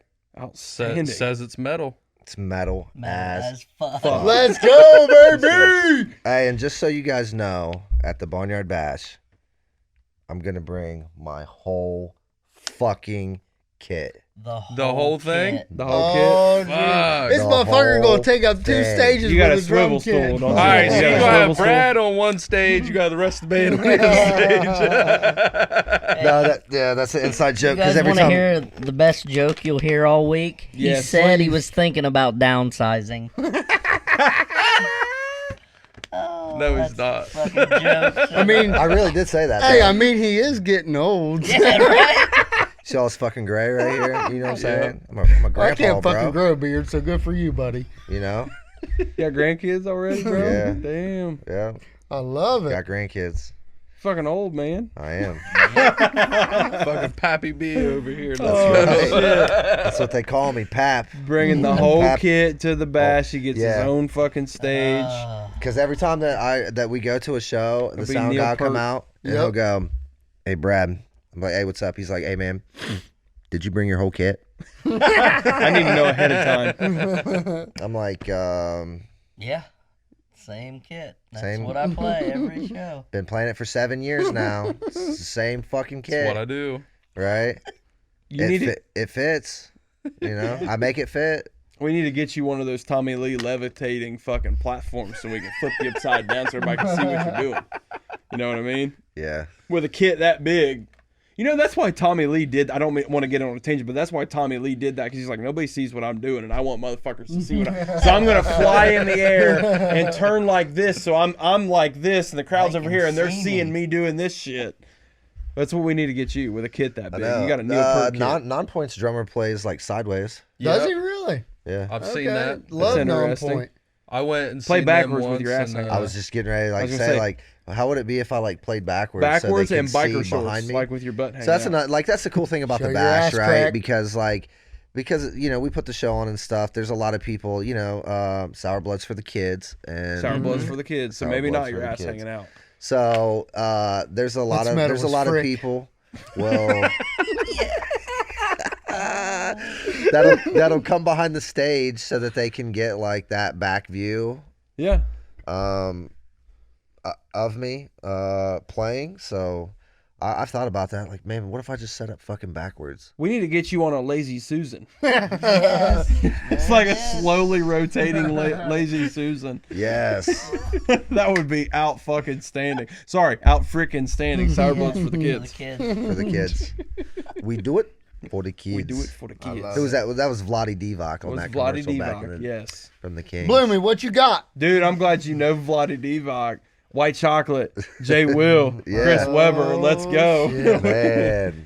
Sorry, Preston. Go ahead. No, you're They good. got robbed. They did get robbed. Yeah. Facts. Close. What you have any new artist or artists to shout out? I think it's a good way to close the show out. We do enjoy shouting out, especially up The listeners love bands that they haven't fucking heard love of. band recommendations that we get, Yep. especially like Well. the more up and comers. So if you got And it can be anything old like as that- can be. It doesn't matter. Yeah. But yeah. Convictions. Boom. They're not Dude. familiar with Convictions. I feel dove horrible into them when for you. not I being do fam- too because Wolves Yep. at the Gate. They're so similar to them, and Yeah. I fucking love Wolves at the Gate. Shout out Wolves. They're from Cedarville, Ohio. Go Bucks. So you know that there's a girl from Courthouse that's married to like one of the members. Yes. What the hell's her name? Yeah. You remember Brandy Tuttle? I do not. I've I know heard of She the was- name. She's but- younger than me. Her older Okay. sister. Okay. Yeah. Okay. That's Um, wild. I got one more band called Anterior. Okay. Fuck, I've heard of Anterior. Dude, I just fucking discovered them They like played 6 months ago. They played a show with somebody that I went and saw. I think I've seen them live. To be totally honest. So with the you. Age of Silence is like my jam from them. Okay. They came out in 2007, and then Echoes of the Fallen came out in 2011. We talking, and not that genre matters by Is any it- means. We talking new metal, metalcore. What we talking? Modern metal. Man, I don't. That doesn't listen, matter. The only thing that matters is that fucking Sourblood is It's metal as fuck. gangster metal. gangster metal. Ooh. That's Gangster fair. metal. It kind of is. Thug metal. Thug metal. Thug metal, metal. baby. Yeah, hashtag thug metal I for love it. life. I Just love create. it. Listen, we're all about creating new genres on this show. I've come up with Even though we hate Octane-core, genre talk. Octane core, boomer core. Now we got thug metal. Thug metal. At the Fuck top, yes. There it is. SB. SB. Sourblood. Let's oh, go. Sourblood, Oh, yeah. get it I'm a together over fucking there, moron, bud. bro.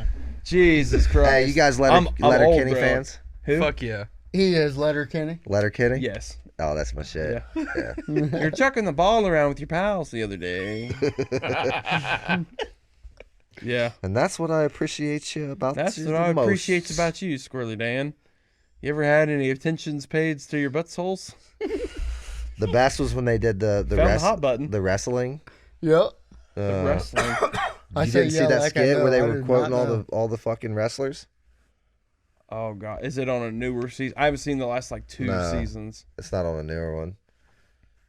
Sounds You need to like watch you that missed shit it. when we get done. Oh with this. It's fuck, I know what you're talking about. Was that in the same season where they did the steak bit?